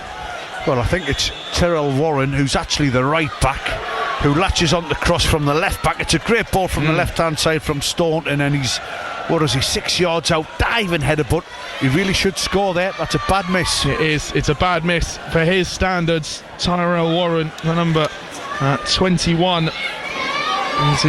As mentioned earlier, he's only got 1 goal this season against Man United, and looked to double his goal tally for this season. Should at least get it on target. It was a really inviting ball from Staunton. That's a ball over the top by Coulson for Britton to chase. It's headed backwards by Lavelle and gobbled up by the keeper Smith. 67 and a half gone, still 1-1 here on BBC Radio Bristol and BBC Radio Somerset. What a story for Weston-Super-Mare this season. Looking to add another chapter to it. Britton, he had runners in behind there, but decided to play it back to Bernard, and turnover now, so Grimsby past the halfway line now with Warren, who really should have a goal. Burns holds off his man Jason Pope, but actually stood up is Jason Pope. It's a really good ball forward to Warren, low ball in, and it needed to be tapped in by Veen, and the ball was just behind him, so he couldn't actually get anything on the ball. It rolled past him. It could only watch as Weston clear away. God, it's a chance for 2-1 there as well. Yeah, I mean, a couple of let-offs. Grimsby just up in the ante a little bit, and Weston just riding the luck a little bit in the last 5 minutes. Rob Atkinson has scored for Bristol City, 3-0 to them at Ashton Gate against Watford. Scott Rogers down below us, away to our left-hand side, screaming at his front line. Wanted to will his team forward, and the Grimsby Town fans in full voice in this main stand. And behind the goal away to our right, so good noise for them in the final 22 minutes of this game. Ball in by Grimsby, it's deflected. It'll be another corner for the home side, away on the far side of the ground. Yeah, I mean, if there's one area where you might question whether Grimsby should have an advantage is being full time as we head into the last 20 minutes of the game, and you know they look more threatening all of a sudden. So another corner, another set piece for Weston-Super-Mare to defend. Both arms up.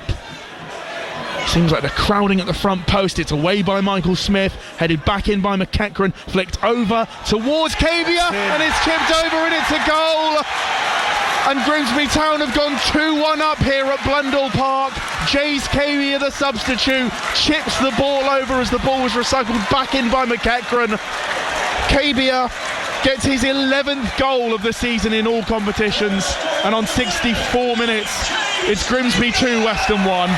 Yeah, and Weston are going to be gutted with that once again. I mean, Grimsby, the last 5 minutes have been threatening, knocking at the door, asking a few questions, but it comes down to just a little bit of a race, isn't it? I mean, Max Harris is coming off his line, he's coming to claim that ball, and Cavia just nips in front of him and just gets the slightest toe end on it, just to knock it past the goalkeeper. Goal time 69 minutes, not 64. Grimsby 2, Weston 1. Jays Cavia. Yeah, he was one of the men brought on in this second half, and has provided the another goal for Grimsby, and second time they've gone in front in this game. Don Bernard has been substituted for George Robson. He was signed just before Christmas, or just during the festive period. So he makes his way on for Don Bernard, who, to be fair, has had a difficult game in the centre of midfield. And we're back underway here. Weston trail once again. Robeston, first introduction down the line towards the front post, ball whipped into the area, but no blue and yellow shirt there to get something at the front post. And Avery will boot that out of play on this near side, throw into Grimsby Town. Well, I mean, we'll head towards the last 15 minutes. Come a time when Scott Rogers thinks that they've got to take some chances, maybe throw a few more players forward. The game might just open up a little bit more. Yeah, a real opportunity for George Robson, who's just been substituted. It's his first appearance in the Western shirt. He was signed 8 days ago from Ross County until the end of the season, and has been given a big task from manager Scott Rogers to come in and change this game alongside the other 10 on the field for Weston-Super-Mare. Approaching 72 minutes, it's Grimsby 2, Weston 1. Still some time to go here. Poked forward by Warren, who keeps this game in field. It's a really nice ball towards Corey, and he's crowded out by the blue and white shirts, blue and yellow shirts of Weston, and Weston get it away once again, throw into Grimsby on the far side. Yeah, I mean, the hard thing for Weston now is getting players forward. They're just starting to look like maybe just tiring a little bit, and Louis Britton's up there. Of course, you want a chance to fall to him, but he's looking a little bit isolated at the moment. Yeah, I mean, you dare ask Scott Rogers to kind of change formation and maybe go 2 up top, but that doesn't seem to be the way that they've played this season. You can't imagine them changing it now. I mean, they've got that front 3 with Coulson and what was Dawes, and Warren won't be able to run that, keep that in place. Sorry, it just runs ahead of him and it'll go out for a throw-in on this near side. Well, I think Luke Coulson's probably taken up a more central position as they brought Roberson on to play on the left-hand side, so trying to get him a little bit more involved further forward up the pitch. As well as Ollie Dewsbury, who's also a substitute in this game. Avery back to Pope, and he'll cannon the ball forward, a bit of an arced ball over the top. Push there from Charlie Cummings, but advantage for Grimsby Town as they come forward and want to add a third to their tally.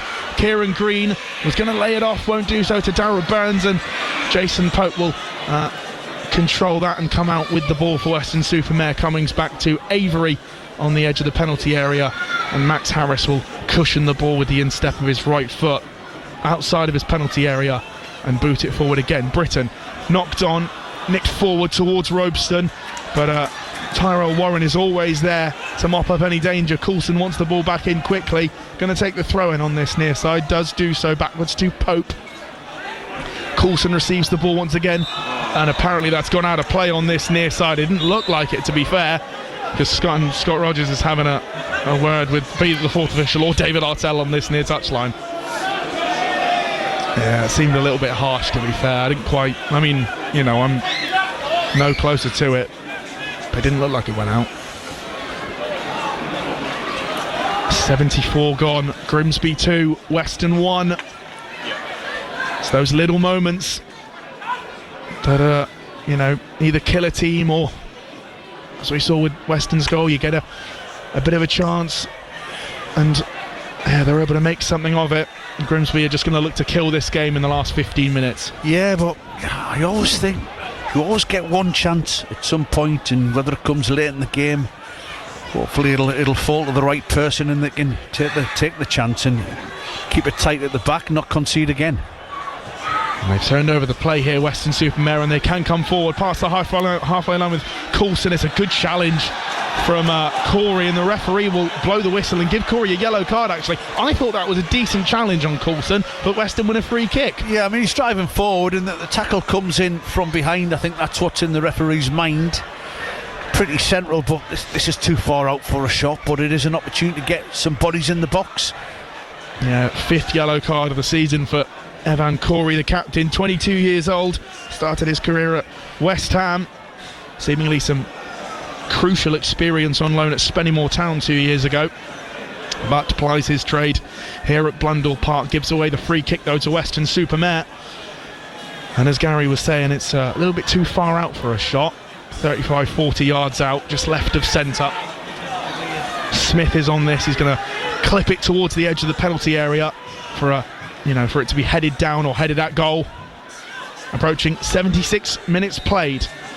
Grimsby 2, Weston 1. Plays it short. Coulson clips the ball towards the back post, headed down. Here we go! Oh, yeah! Louis Britton, of course, it's him! 76 minutes played. It was clipped over to the edge of the penalty area, nodded down, and Britton, low and hard, into that bottom left-hand corner. 76 played. Weston are back in it. It's 2-2.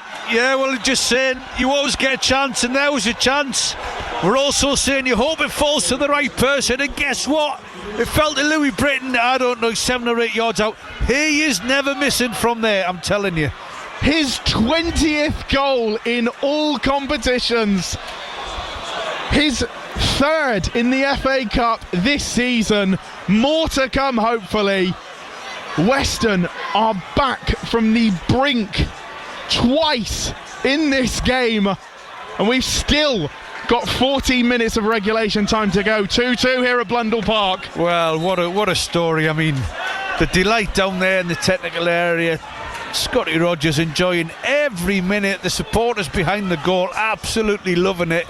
And most importantly, the Weston-Super-Mare players thoroughly deserve to be back in the game. Robeston past the halfway line, drives forward. Coulson on this left-hand side, stops the ball with the outside of his right foot, cuts inside.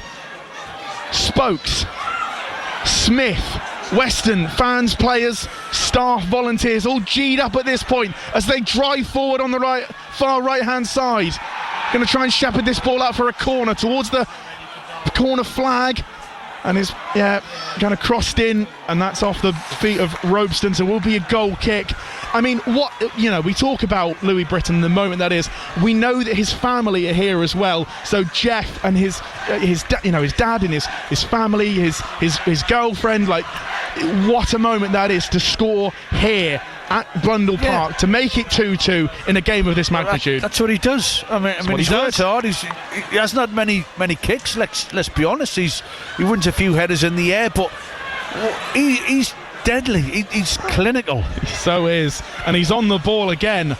Louis Britton, and goes down as a decent. Again, I thought it was a decent challenge from Lavelle. Clearly not, says the referee.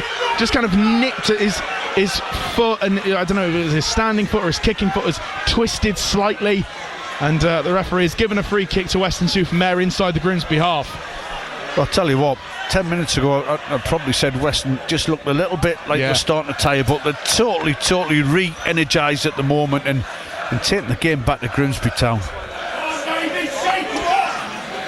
Bristol City 5, Watford 1.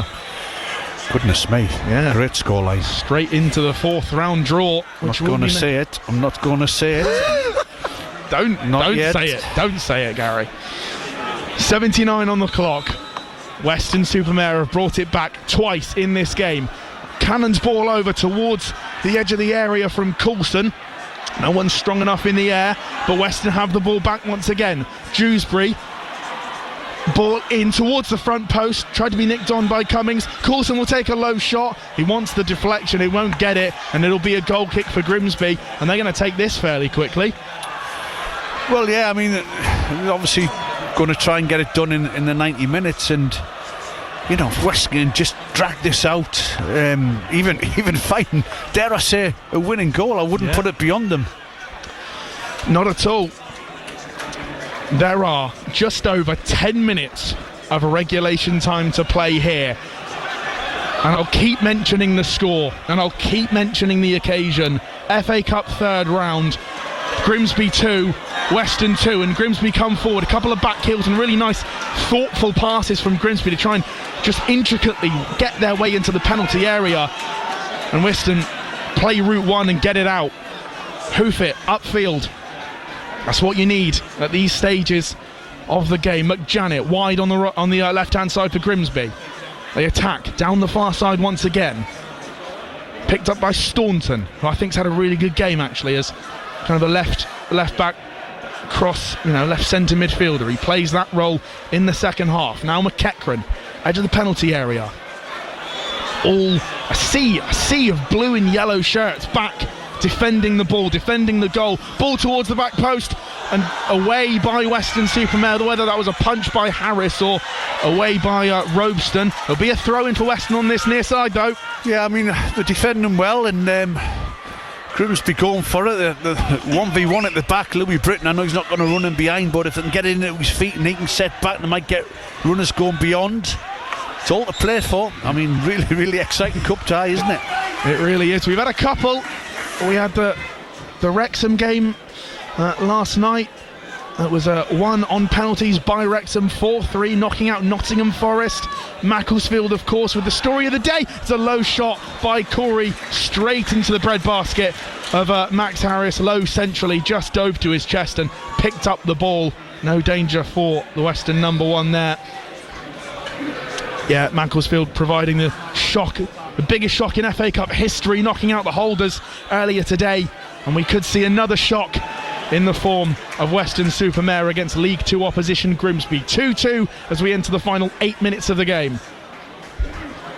And they roll past the halfway line. Grimsby Town wide on the left-hand side. Couple of step-overs to get past Dewsbury. Back into Staunton. Plays in McEachran. Still again, a lot of work on that far left-hand side. They're noticing the lack of experience in Dewsbury. Cuts inside, low ball into the area and away by Emlyn Lewis, who gets his team, wills his team forward. Britton gets pulled down there. That is a free kick. Grimsby Town players and fans, I don't know why they're complaining, because there was arms over Louis Britton all day, every day. Free kick inside of their own half. Looks like a double change again for Grimsby Town. They're using their men on the bench, the bomb squad, if you will. Turi and Sellers Fleming lining up to be put on by the Mariners. Ty Sellers Fleming, I remember watching him at Southend United when he played for them.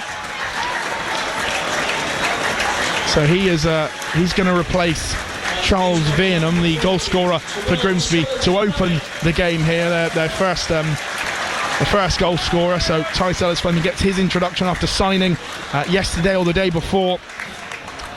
And looks like who else is that? Yeah, it's Turi coming on for Grimsby Town. Yeah, for George McEachran, brother of Josh, who I think's had a really good game as a number 6. Hard to play in that defensive midfield role when there's only one of you. 83 and a half gone, and it's still 2-2. Flicked on by Spokes. A ball over the top it's going to be towards Britton, but he wasn't there. Ball back in over the top by Smith. Going to be headed down by Lewis. It comes off the back of Lewis, and it's a free kick that goes the way of Grimsby Town. He's been captain fantastic. Yeah, I can tell you that. Emlyn Lewis, absolutely outstanding. Saw a wry smile there from Scott Rogers down in the dugout away to our left-hand side.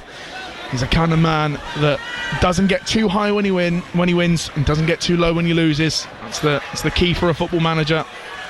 You're having a laugh. I've been watching him all the second half. He is kicking every ball. Okay. 84 and a half gone. 5.5 to go. Grimsby forever just prowling the edge of the area. Green on this near side, low ball in, and is that? No, it's going to be a corner on this near left-hand side, right-hand side for Grimsby. There was a push on Tyrell Warren. I just hesitated there because I didn't know if the referee was going to give a penalty. He doesn't. Corner kick. Yeah, it was Sam Avery. There's a little bit of contact, but it's never going to be a penalty, I wouldn't have thought. I'm surprised it's a corner, actually, because it looked like that was a shot that just went wide, so Weston got some defending to do here. 85 minutes gone, 5 of regulation time to go, and the score remains level. Ball in by Grimsby on the near hand side, and it's flipped over, and it might be heartbreak for Weston-Super-Mare. It was flicked on at the front post from the corner kick. It was looped over all Weston defenders, and more importantly over the Weston goalkeeper into the far hand side of the goal. Kieran Green gets the last touch, and on 85 minutes it's Grimsby 3, Weston 2. I'm going to tell you, if Weston eventually do lose this game, they're going to be gutted, because the 3 goals have all come from set play situations. And that's a little bit unfortunate. He's another sub that's come on and scored. He's just stood at the near post. We spoke about that earlier. There's a big space at the near post. He's just got a flick, and he's not flicking that on to try and score. No way. He's just trying to flick that onto the far post. He's just looked over the goalkeeper and into the side net at the far post. His 7th goal this season. Kieran Green, 28 years of age. Yeah, centre-back that scores goals. That's what does it in League 2. But he's come on he's playing in central midfield. Yeah. Long ball over the top from Weston-Super-Mare as they trail once again. It will take a miracle for them to come back from the brink a 3rd time, but it's Weston-Super-Mare, and it's this season. They could do it. Well, Scott Wilson going to come on in front of us in a moment, I would imagine, and he knows where the goal is as well. He's been a good goal scorer over his career. He has. Yeah, most recently Bath City, where he's currently on loan from, actually, here at Weston-Super-Mare, plying his trade on the seaside. And Robeston gets that ball dispossessed from him. Dara Burns pokes it out, so a Weston throw on this near side the left. There is still 3 minutes of normal time to go, plus injury time. Spokes turns on a sixpence, gets chipped in. That's the 1-2 there that Spokes almost got to as well. Charlie Cummings tries to rise quickest and doesn't get to it on the second attempt, but Avery does. He puts his foot through that, and it'll go out for a throw on this near side with Grimsby Town again. A double change in the offing for Weston. Wilson and Ellison will come onto the pitch.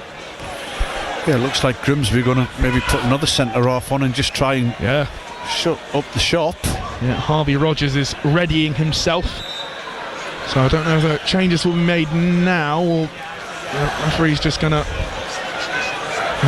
wait for the... Oh no, he's waving play on. The ball is back in play off the throw-in, and Weston will want that free kick, the throw-in, and they will, because it's gone out of play on this near side. 2 minutes to go of normal time. Grimsby 3, Weston 2.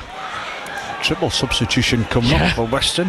Jacob Jagger-Kane as well. Coulson cuts inside, plays in Cummings, and he will go out wide again with Robeston. Good ball into the back post. It's high and far though, seemingly across the goal line. Dewsbury will pick that up, wants to put a low ball in, he will, towards the front post, and Grimsby Town come away with it. Far on that that left hand side. Avery just headed back, and Weston defend well. Harris outside of his area, cannons it forward down the right hand side, picked up though by Corey and into Cabia, who got the second goal for Weston, and it's not a good finishing touch there from the on-rushing Grimsby player into the arms of Max Harris. What are you pointing at, Gary? Yeah, I mean, Emlyn Lewis, who's been brilliant as a centre-half, he's just playing up front at the minute, and maybe they should just make some changes and get a centre-forward on in that position, and because they're going to leave themselves short at the back as he wins a flick on. He does. That's not a push from Louis Britton. It seems like Green or whoever that was has gone flying down, and I saw that clear as day. There was no touch from Louis Britton to give away the free kick, but the referee has given it to Grimsby. We're into the final minute of normal time here. Grimsby 3-2 up.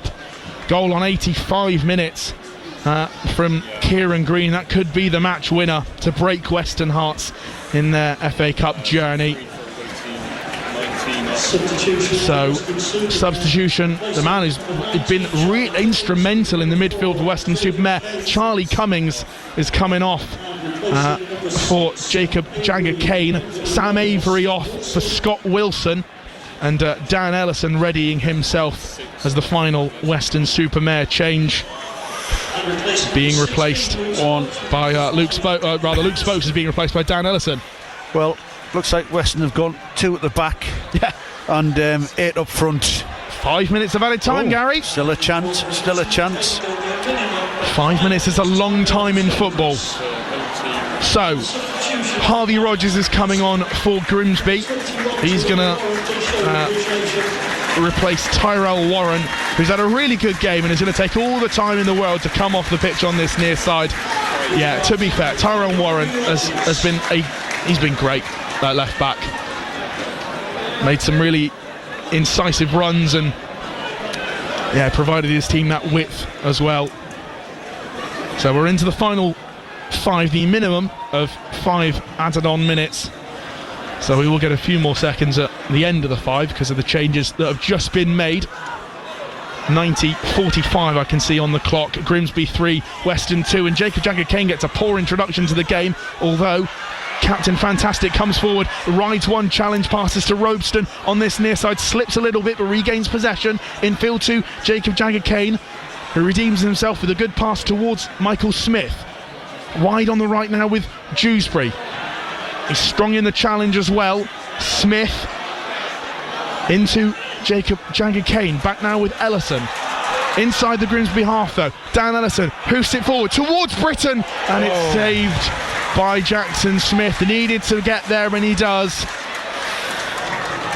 Yeah, I mean, it's a little bit straight, isn't it? We're trying to get an angle on it, but Grimsby work never so hard to stop that cross coming in. And all Weston have got to do now, just try and get it forward, win a free kick, get a throw in, and get the ball in the box. Max Harris will cannon it forward to the head of Wilson. Britton takes it down. Can Robeston get this wide on the left-hand side? He can. He picks it up and plays in Emlyn Lewis towards the goal line and knocks it forward. And goal that's kick. a goal kick. He wanted it to ricochet off of a Grimsby player, but comes off of Emlyn Lewis, goes behind the goal. Goal kick, as we've got 3 minutes, minimum of 3 minutes to go here at Blundell Park. 3-2 to Grimsby. Yeah, I mean, it's desperation now from Weston. 3 at the back, and everybody else just stood at the top of the pitch. And Grimsby must be thinking, what's going on? But hopefully, just Weston can just manufacture one more opportunity. All it takes is one. And Grimsby have done that twice in this game. Luke Coulson, Louis Britton, the goal scorers for Weston. But maybe 86 minutes was the time for the goal for Kieran Green, where, as I say, it could break Weston hearts. That could be the decider. And Grimsby come forward once again with Ty Sellers-Fleming goes down, but maintains possession of the ball, edge of the penalty area on the far side. Recycled back now with Staunton, and they're going to call for it to go out, and they do. It's a throw into Weston-Super-Mare on the far side, and they've got just inside 2 minutes of minimum added time to go. Attendance today 4,851, 571 of those the away fans, who are all behind the goal and have made that long journey here to Grimsby. Flicked on by Weston. Wilson plays in Coulson, who's going to put an early cross in and chested down, and it's in the area, and no, they can't make anything of it. It drops and falls to Jackson Smith in the Grimsby goal.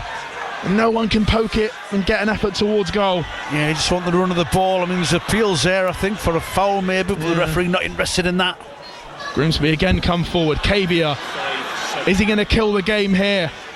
He's got Dara Burns. He'll play in Rogers, who does use Burns out wide on this right-hand side. Jason Pope will chase towards the corner flag, and Jason Pope will win that as well. Keep it in play does Coulson. They've got just under a minute of the added time. Max Harris lets the ball run across his body, and he'll cannon it forward on the far right-hand side. Controlled by Dewsbury. Needs to be strong in the challenge. He isn't, but Jacob Jagger-Kane is, but immediately loses possession as he boots it forward. Bristol City are into the 4th round draw for the FA Cup. They've won 5-1 at home against Watford. Towards the corner flag on the far side, and there's a push there on a Grimsby player, and it's a free kick or a throw-in actually on the far side. Can't tell which one. We've got about 20 seconds to go as Weston can see their FA Cup dream just slipping through their fingers as each second goes by. They should be proud, regardless of the score. Weston should be proud of this journey. They'll be disappointed it ends in this way when they've come back from a losing position twice in this game, and we have hit 95 minutes. All eyes on the referee as Grimsby just hold it in the corner, and they win that throw-in on the far side as well. Yeah, I mean, this is disappointing now. Grimsby just trying to run the clock down. Can only be another 30 or 40 seconds left, I would imagine, at the most. Yeah. So Grimsby taking their time with this throw-in on the far side. That's thrown into Kabia, and the referee blows the whistle, and Weston-Super-Mare's FA Cup dream comes to an end. Like I say, they should be proud of the journey. They've gotten to this stage in the competition, the furthest they've ever got. But it's heartbreak in the final stages of this game. Gary, how was your thoughts? Well, I'm absolutely gutted for Scotty Rogers. He dropped to his knees on the final whistle, but do you know what? He should be proud of the achievements of his team. Just to get to the 3rd round is an incredible achievement, but to get the 3rd round and come here and perform like they have on the day, absolutely top class. Yeah, it's heartbreak in the end, but what a performance, what a game. And yeah, they'll be disappointed with the goals, I'm sure, when they look back and analyse it. But yeah, just mixed emotions really. Gutted for Scotty and the Western fans, but yeah, be proud of them as well. I think the way they played. Yeah, the FA Cup journey comes to an end, and as we've mentioned, it's a valiant effort to get to this stage of the competition. It's the first time they've ever done that. It's a shame they can't go one more. In football, you always want to go one more. And you think with the performance that they put in against League 2 opposition, there's an argument that they could have. But Grimsby, for the first time in 3 years, have made it to round 4. They're in the hat on Monday for the draw. It finishes here at Blundell Park. Weston exit the FA Cup. Grimsby 3, Weston 2.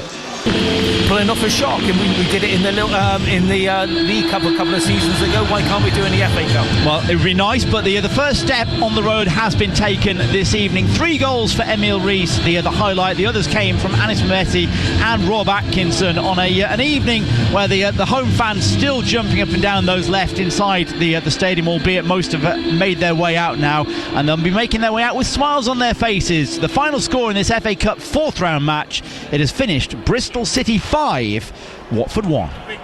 Chatting to Chris Honor and Gary Hours very shortly indeed. It's 20 minutes to 8. You're listening to Saturday Sport on BBC Radio Bristol and BBC Radio Somerset. Latest scores: Tottenham 1, Aston Villa 2. That game is 3 minutes out of the 4 of stoppage time. Cambridge 2, Birmingham 3, still playing. It was 3-0 to Birmingham. A couple of goals from Cambridge have made a game of it. They're into extra time or injury time. Grimsby 3, Weston-Super-Mare 2 is a result on this Saturday afternoon. Weston twice equalising, but Grimsby scoring their winning goal in the 86th minute. And as we've just been hearing, Emil Rees hat-trick for Bristol City.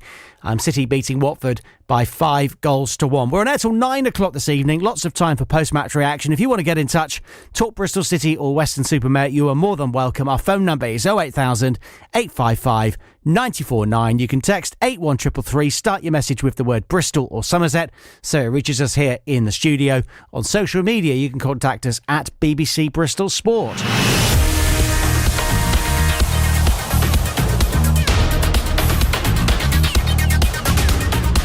It's an extended Saturday Sport. Heartbreak for Weston-Super-Mare despite twice equalising in the second half. Goals from Luke Coulson and Lewis Britton. Kieran Green scored an 86th minute winner to send Grimsby into the 4th round of the Cup. Staunton, infield to Veerham, edge of the area, ball whipped in, and that's a fantastic goal. Grimsby get the first, they break the deadlock this afternoon. Charles Veerham gets it on this near side from the corner, they take it short, and that is an arcing ball over to the far hand side of the goal. It goes over the top of Max Harris. Everyone awaiting the referee's whistle. Coulson, right foot, looking to get his 4th of the season. It's over the wall, it's deflected! And it's a goal! Weston are back in it! Coulson! It was a deflected free kick that cannoned off the shoulder and went into the left-hand side of the goal. Jackson Smith couldn't get a hand to it. 48 minutes played. Weston are back in this. Flicked over towards Cavia, and it's chipped over, and it's a goal. And Grimsby Town have gone 2-1 up here at Blundell Park. Plays it short. Coulson clips the ball towards the back post, headed down. Here we go! Oh, yeah! Louis Britton, of course, it's him! 76 minutes played. It was clipped over to the edge of the penalty area, nodded down, and Britton, low and hard, into that bottom left-hand corner. Ball in by Grimsby on the near-hand side, and it's flipped over. And it might be heartbreak for Weston-Super-Mare. It was flicked on at the front post from the corner kick. Kieran Green gets the last touch, and on 85 minutes, it's Grimsby 3, Weston 2. Bristol City are through to the 4th round of the FA Cup. In the end, it was very comfortable against their fellow Championship side Watford. 5-1 to Bristol City. Emil Rees gets a hat-trick. Tries to cross it towards the far post. It's Rees' header back across goal and into the side netting. And 1 minute and 45 seconds into this FA Cup 3rd round match. City take the lead. Emil Rees' 8th of the season. It was a lovely cross from Borges. He was very lucky the ball didn't come through to him as he was offside in the build-up. But that is the perfect start for City. Mendy trying to get back at him. He's going to slip it in towards Rees. Rees across to the far post, and it's a second goal. It's a tap-in from Anis Mehmeti. And what a lovely team goal from right back to left wing.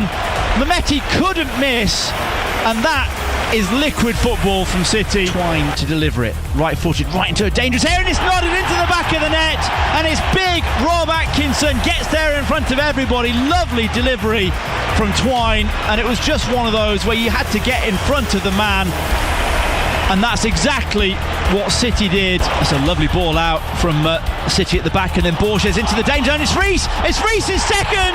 It's City's fourth! And there's a huge jump into the air from Joe Lumley. His arrowed ball down the left-hand side to find Borges. Set City going. Petrie couldn't block it out. Lovely finish from Rees, his second of the game. Another assist for Borges. Well, the Watford fans are heading for the exit. City's fans are waving them goodbye. Tanners work hard to get back. It's going to come up to the middle though. Shot in, and Greaves gets one back. He's sprinting back to the halfway line. There's a long way back with 17 minutes to go, but he will definitely enjoy that. Tanner, that's a lovely bit of turn there from Earthy, and he's got Rees through for his hat-trick. Rees dinks it over the keeper into the back of the net. Lovely finish from Emil Rees. He gets a hat-trick, his first for Bristol City, but the set-up play was all about George Earthy. Beat his man like he wasn't there, slips it through. The big striker gets his goal, and it is a evening now to remember for Bristol City in the third round of the FA Cup. It's City 5, Watford 1. And earlier, a famous result for Bristol Bears in South Africa. They scored 9 tries, beating Vodacom Bulls 61-49 in the Champions Cup. And it's going to take a interesting bounce, and bounces up for Ravovo. Ravovo's away, and Ravovo's going to go under the sticks. The Bulls players just sat there and watched it. It took a bounce up, Ravovo plucks it out of the air and goes under the post, and Bristol are having a field day. They're nearly up to 60 points. If they get the conversion, they'll pass that milestone. It's Bulls 35, Bristol 59. Talk FA Cup with me, 08000 855 949. Text 81333 on social media at BBC Bristol Sport.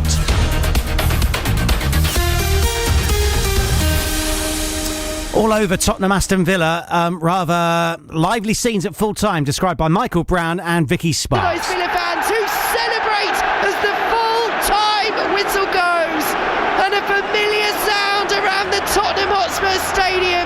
More boos for Spurs and more boos for Thomas Frank. They did show a reaction in this second half.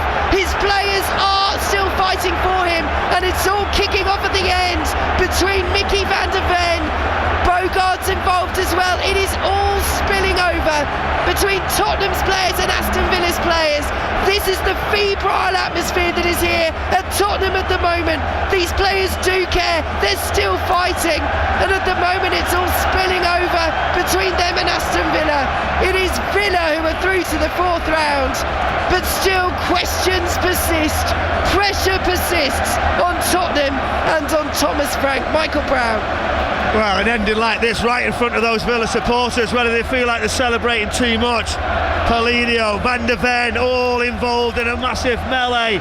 Everybody darting from technical areas. We're not talking 5 or 10, we're talking 20, 25 people all around right near the goal. And then in front of those supporters, but it's Villa celebrating that desperate ending as Van der Ven boots the ball into that away end. The celebrations are up, it's still not settled down. The officials are looking at it. Let's move them all away, let's get them into the tunnel. They're a great cup tie with lots of drama. Yes, Spurs have ended on a poor result, but Villa were fantastic overall with the quality they've shown and how to win away. Real professional performance. But yet again, the officials are still looking at it. Clear them out. And let's move away from it. It's dampen what we've just seen there. We don't really need to see that at the end of games. But we wanted drama. We wanted something of excitement. We got that.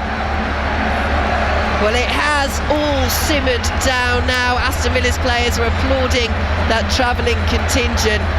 There was a huge number of players, as Michael said. You had backroom staff, you had players all pushing and shoving. I can't see that any cards at that point were brandished. To be fair, there was so much going on that from our position in the gantry, if something had been shown, we may well have missed it. But now, Ezri Konsa and Marco Bizot of Aston Villa are going to shake the hands of the officials. And Thomas Frank now walks away from the Aston Villa fans, and he walks and applauds the Tottenham Hotspur Stadium and the Tottenham fans who have stayed, and I would say it's probably around a third full at the moment, but that is only because the game's gone and the game's ended. There weren't that many fans that left before the end of full time, but they are applauding him. Thomas Frank fights to live another day. Yeah, that's the full-time score in the 5:45 kickoff. Tottenham 1, Aston Villa 2. It's also finished at Cambridge. They're playing Birmingham this evening. John Hunt. Yes, it finished here. Cambridge 2, Birmingham City 3. Looked as though at one stage Birmingham were going to run away with this. They led at half-time 2-0 thanks to Kai Wagner and Kyogo with only his second goal of the season and his first since August. 2 became 3 on 77 minutes when Marvin Duksh increased Birmingham's advantage. But that was all against a really spirited Cambridge United. In the second half they were excellent. Late goals from Suli Kaikai. He scored 2, one on 78 and 1 on 90 minutes. That gave them some real hope, but they couldn't quite get the job done. Cambridge will remain a force to be reckoned with in League 2. As for Birmingham, only a third away win of the season. They reached the 4th round of the FA Cup for the 4th consecutive season. Cambridge 2, Birmingham City 3. Yeah, we'll have a full FA Cup roundup between now and 9 o'clock. But without further ado, let's go to Grimsby. Grimsby 3, Weston-Super-Mare 2. I used the word heartbreak, Gary Hours. Is that how the players will be feeling this evening? Possibly. I mean, disappointed. I don't know about heartbroken, because they should be proud of the performance and you know, the whole football club, Weston-Super-Mare, the players, officials and supporters should be proud of what they've just witnessed, because they put a right shift in, and we're talking about a team that has already beaten Manchester United this season, Grimsby Town, and they went behind and they never give up and they got themselves back into the game, and it was only a very, very late goal which probably had an element of luck about it, near post flick on. I'm sure it wasn't meant to go into the goal, but just looked over the goalkeeper, and yeah, that was the story of the game. But you know, some brilliant individual performances. I thought the centre half and the captain, Emlyn Lewis, was absolutely outstanding. Louis Britton took his goal when it came. Luke Coulson put in a shift down the left hand side, and loads of positives. And it's a long way home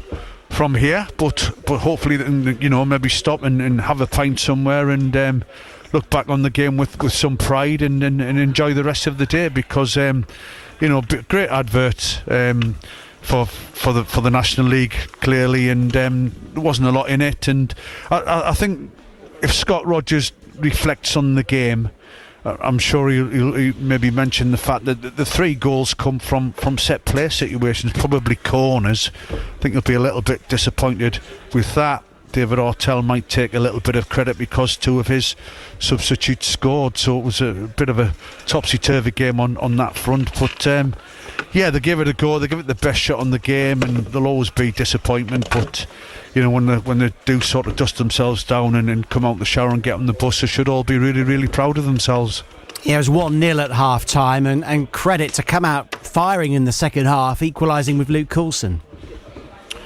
I mean, they really come out of the traps and the court. Grimsby cold, you know, pressure from the start, forced a corner, and then they won that free kick on the edge of the box. And yeah, they had a little bit of luck, but they deserved it. It was on target, big deflection, and looked over the goalkeeper. But it was no more than what they deserved. You know, they were organised.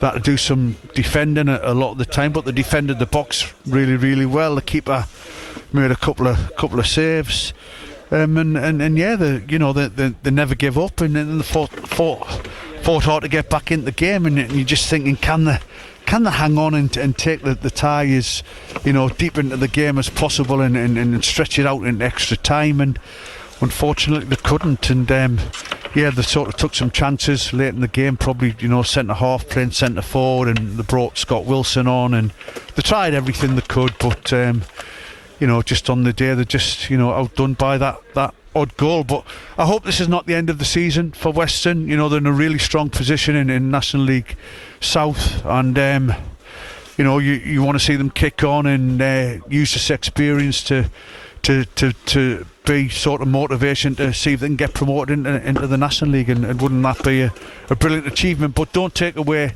how well they've done to get to this stage of the FA Cup. Absolutely outstanding from all of them.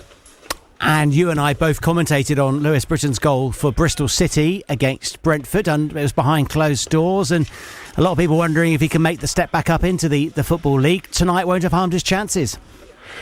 No, I mean, he was isolated at times, and what Louis is, he gets on that diagonal and he'll win headers, he'll win flick-ons. He hasn't got great pace, but I tell you what, and I said in commentary, you get a chance and you want it to fall to someone, you want it to fall to Louis Britton, because he just doesn't disappoint. He's instinctive and he's a goal scorer, and that's what he does. And maybe somebody will look at him and take a chance higher up the divisions. You think that he could be someone that could even come off the bench, and if you're trying to get an equaliser or a late winning goal, then he's your man. But obviously he's made a little bit of a name for himself, and in this cup run, and you take your hat off to him. I'm not very often look for a Worthing result, but they lost 5-4 at Salisbury today, so they're only 1 point off the top in National League South, and every indication that Weston-Super-Mare is certainly challenging for promotion. Wouldn't that be one heck of an achievement to be in a National League club next year? Well, they are. I know they're ambitious. I mean, I've sat at a game a couple of seasons ago, maybe listening to the chairman talk against a game against Yeovil, saying that they've got ambitions to be a football league club, which would sort of grab me attention a bit, but they're deadly serious. They're deadly serious. They've built the club up over the years. I think they're going to develop the ground, and they've got a good team. And if they can spend a little bit of money from the cup run and develop the squad a little bit, they're in a really, really strong position. And what you don't want this is to be is like the pin in the balloon, really, and everything goes a little bit flat after they've lost in the FA Cup third round. You want this to be the motivation to the players to say, we want a bit more of this. We want to play in bigger stadiums in front of bigger crowds, and I hope they can go on and do it.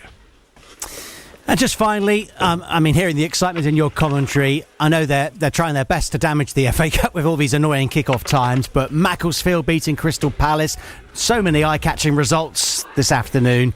No matter how hard they try, the FA Cup just has that magic, doesn't it? Well, it's got magic. There's all them Western fans, 571 I think they put up. They're behind that end where both goals went in, and I love it. I mean, I'm a football fan. Just to come in and see that spectacle, see the reaction of the crowd, see the reaction of Scotty Rogers in front of us and the Western players, and that's what it's all about for me. And even at the end, they went across, and the Weston-Super-Mare fans there, they're proud of the team, and you don't see it, and I watch City every week. They've had a great result today, and well done. But the Western players literally jump in the crowd at the end and shake hands with everyone, and probably picked up one or two members of the family, and really, really enjoyed that moment. And that's what it's all about for me. And of course, it would have been great if they could have progressed, but it wasn't to be, unfortunately. Great commentary, Gary. Safe trip home. Thanks, Rich. All the best. Gary Hours at Grimsby 3, Weston-Super-Mare 2. We've got reaction to come between now and 9 o'clock. Chatting to Chris Honor shortly. Emil Rees hat-trick, City 5, Watford 1. Before that, let's just get a preview of the 8 o'clock kickoff. Charlton against Chelsea. Alistair Bruce Ball. It's great to be back. We used to come here regularly early 2000s, that fantastic Charlton team under Alan Kirbishley. They've not been in the top flight for 19 seasons, so in terms of my personal visits to this stadium, they've been sporadic for cup football, but this is one such occasion. I'm told tonight we are going to get close to capacity in here at the Valley. No tickets available on the door, and they're looking at the biggest FA Cup attendance since a fourth round tie against Portsmouth back in 1976. It's just such a great day of FA Cup football, isn't it, James? It's funny, I was sitting in the car listening to all the 3 o'clock action, had my lunch at home listening to John Murray describing that incredible Macclesfield win against Manchester City. I beg your pardon. Macclesfield's incredible win against the holders Crystal Palace. And here are Pat and I now sitting at 8 o'clock, and we've still got another game to go. Well, let's give you the full starting Chelsea 11, given it's Liam Rosenior's first game in charge as the head coach. They've just turned the lights out here at the Valley. Lots of fans have popped the lights on the mobile phones, and the fireworks launch themselves into the chilly night air. So the FA Cup third round is in town at the Valley. Here's your Chelsea team that Pat Nevin's talking about. It's 8 changes from that defeat at Fulham in midweek. Chelsea actually haven't won in their last 5 games. Philip Jorgensen in goal, Achimpong Tosin, Badiashile and Jarrell Harto the back 4. Caicedo and Santos, they remain, so there's a strong presence in that central midfield. Andre Santos, of course, who played plenty of football under Liam Rosenior at Strasbourg last season. Then it's Gittins, Buonanotte, Garnacho and Mark Guiu through the middle. Reece James not involved at all, nor is Cole Palmer. The cavalry is sitting there on the bench. It's a Chelsea Cup team this season. That's how I would describe it. Ali Bruce Ball at a noisy Valley. That game about to kick off. Let's speak to Chris Honor. City 5, Watford 1. Emil Rees got a hat-trick. It's going to be picked up by Mehmeti. Now Borges is onside. Tries to cross it towards the far post. It's Rees's header back across goal and into the side netting. And 1 minute and 45 seconds into this FA Cup third round match. City take the lead. Emil Rees's 8th of the season. It was a lovely cross from Borges. He was very lucky the ball didn't come through to him as he was offside in the build-up, but that is the perfect start for City. Less than 2 minutes on the clock and they're already a goal to the good. That's a lovely ball out from City at the back, and then Borges into the danger, and it's Rees. It's Rees's second. It's City's 4th, and there's a huge jump into the air from Joe Lumley. His arrowed ball down the left-hand side to find Borges set City going. Petrie couldn't block it out. Lovely finish from Rees, his second of the game. Another assist for Borges. Well, the Watford fans are heading for the exit. City's fans are waving them goodbye. This is a fantastic performance. It's City 4, Watford 0. Tanner, that's a lovely bit of turn there from Earthy, and he's got Rees through for his hat-trick. Rees dinks it over the keeper into the back of the net. Lovely finish from Emil Rees. He gets a hat-trick, his first for Bristol City, but the set-up play was all about George Earthy. Beat his man like he wasn't there, slips it through. The big striker gets his goal, and it is a evening now to remember for Bristol City in the third round of the FA Cup. It's City 5, Watford 1. Chris Honor at Ashton Gate. A very good night's work for Bristol City and for Emil Rees in particular. Yeah, absolutely. I thought he was excellent. He could have even had more. I think there was 2 chances that he missed, but what a brilliant night for him and the Bristol City team. It really did help that they scored early, and it settled a few nerves. A brilliant header into the corner when the great Borges cross, and then that just set for the rest of the evening, really. It was just some fantasy football being played by both teams. I thought Watford were excellent first half for about 20-30 minutes and certainly took the game to City, but City were always just that little bit more clinical. They scored when they at all the right times, and some of the goals were very spectacular. There was one goal which is one of the best team moves I've seen a Bristol City team create over the last few seasons. I mean, there was one last year I think at Preston which turned a few heads, but the one that started in the right back position and went the full length of the pitch, cut through the Watford defence, that was something else. So yeah, Bristol City played some good stuff. Watford certainly contributed. It's very cold up on this balcony. I've got it completely to myself, Richard. I've got a couple of layers on just to keep you company for the rest of the evening, I think. Well, they will warm you up at least on a bitterly cold night, and it wasn't going to be the biggest crowd of the season at Ashton Gate. Tony Wilkins on social media says he's the first City player to score an FA Cup hat-trick since Phil Jevons in 2006. Of course, more recently there have been hat-tricks from the likes of Vyman, but to take the match ball home, that's just a little confidence booster with all this talk that City need to get a striker into the building, and they quite possibly will next week. Isn't it funny how the transfer window has opened and we started scoring goals? You know, we scored 5 against Portsmouth